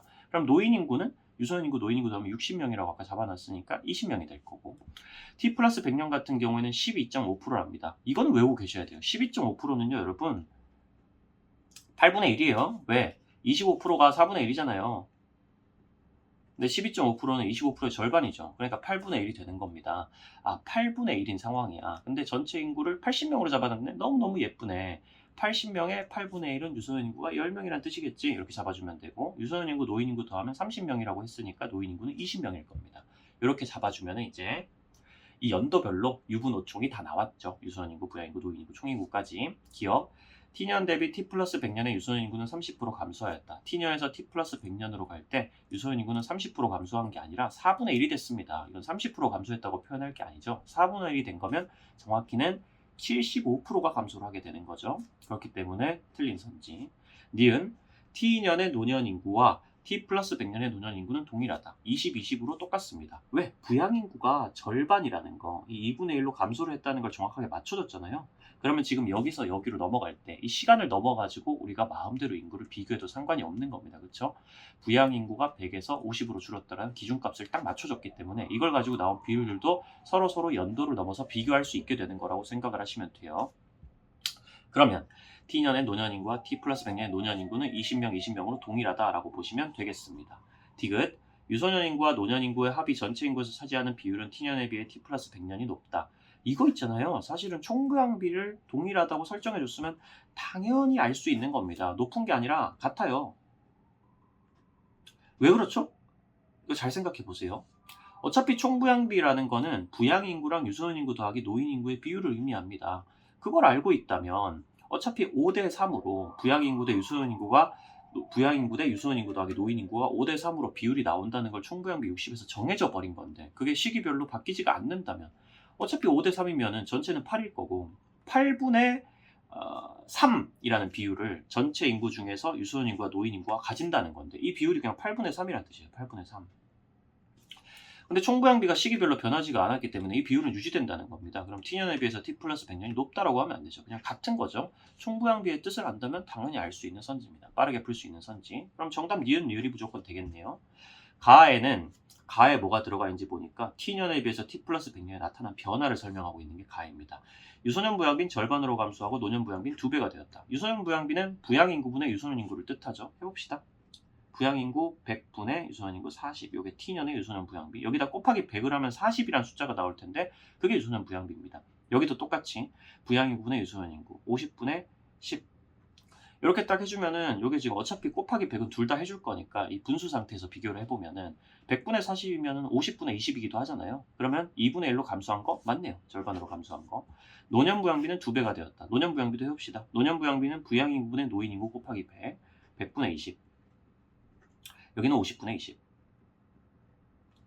그럼 지금 이 친구가 이 친구의 2배잖아요. 지금 분모가 2분의 1만큼 더 작으니까. 그러면 노년 부양비는 2배가 되었다라고 표현을 할 수가 있겠네요. 충분히 2배가 되었다. 이렇게 보면은 4번 니은 리을이 정답이 되겠습니다. 자, 여러분들 이번에 사회문화 보느라 굉장히 수고하셨고 좀 못 보셨더라도 뭐 어떻습니까? 아직은 수능이 아니잖아요. 6월 평가원이랑 9월 평가에 나온 도표 문제 분석하시는 거 굉장히 중요하고요. 이번에 성적이 좀 많이 낮게 나오셨다면 대부분 아마 시간이 좀 부족했을 거예요. 그렇죠? 이 시간을 해결하기 위해서는 도표 문제를 당장 열심히 푸는 것보다 더 중요한 거는 개념 문제를 무슨 일이 있어도 1분 안에 풀겠다고 생각을 하는 거. 그렇기 때문에 당장은 양치기가 많이 필요합니다. 기출문제 많이 풀어보셔야 돼요. 기출 커리큘럼 제가 현강에서도 진행을 하고 있고요. 여러분들 다양한 방식으로 뭐 마더텅이나 뭐 자이스토리 같은 기출 문제집을 사던 아니면 다른 인강 선생님의 기출 커리큘럼을 따라가던 여러 가지 방식으로 할 수 있는 거니까 이제 기출 양치기에 본격적으로 들어가겠다고 생각을 하셔야 됩니다. 특히 이번 모의고사가 점수가 좀 낮게 나오셨다면 기출 문제 분석이 부재했다라고 밖에 말을 할 수가 없는 부분이에요. 도표 통계 문제는 그 다음에 준비하셔도 됩니다. 양치기를 하는 과정에서 도표 통계 문제에 대해서도 어떻게 하면 빠르게 풀 수 있을까에 대해서 고민하셔야 되고, 기출 문제 중에서 개념 문제를 훨씬 더 집중해서 보셔야 된다는 거. 공석 성적이 좀 높은 친구들 같은 경우에도 절대로 방심하지 마시고 개념 문제를 꾸준히 계속 기출 문제를 통해서 돌이켜 보시면서 내가 이 문제를 과연 30초 안에 풀 수 있을까? 좀 더 빠르게 풀 수는 없을까? 이런 것들을 끊임없이 고민해 보시기 바랍니다. 여러분들 너무너무 수고하셨고요. 6월 평가원 앞으로 여러분들의 공부 과정에서 꽃길만 있기를 제가 꼭 바라면서 여러분은 내일 더 똑똑해질 겁니다.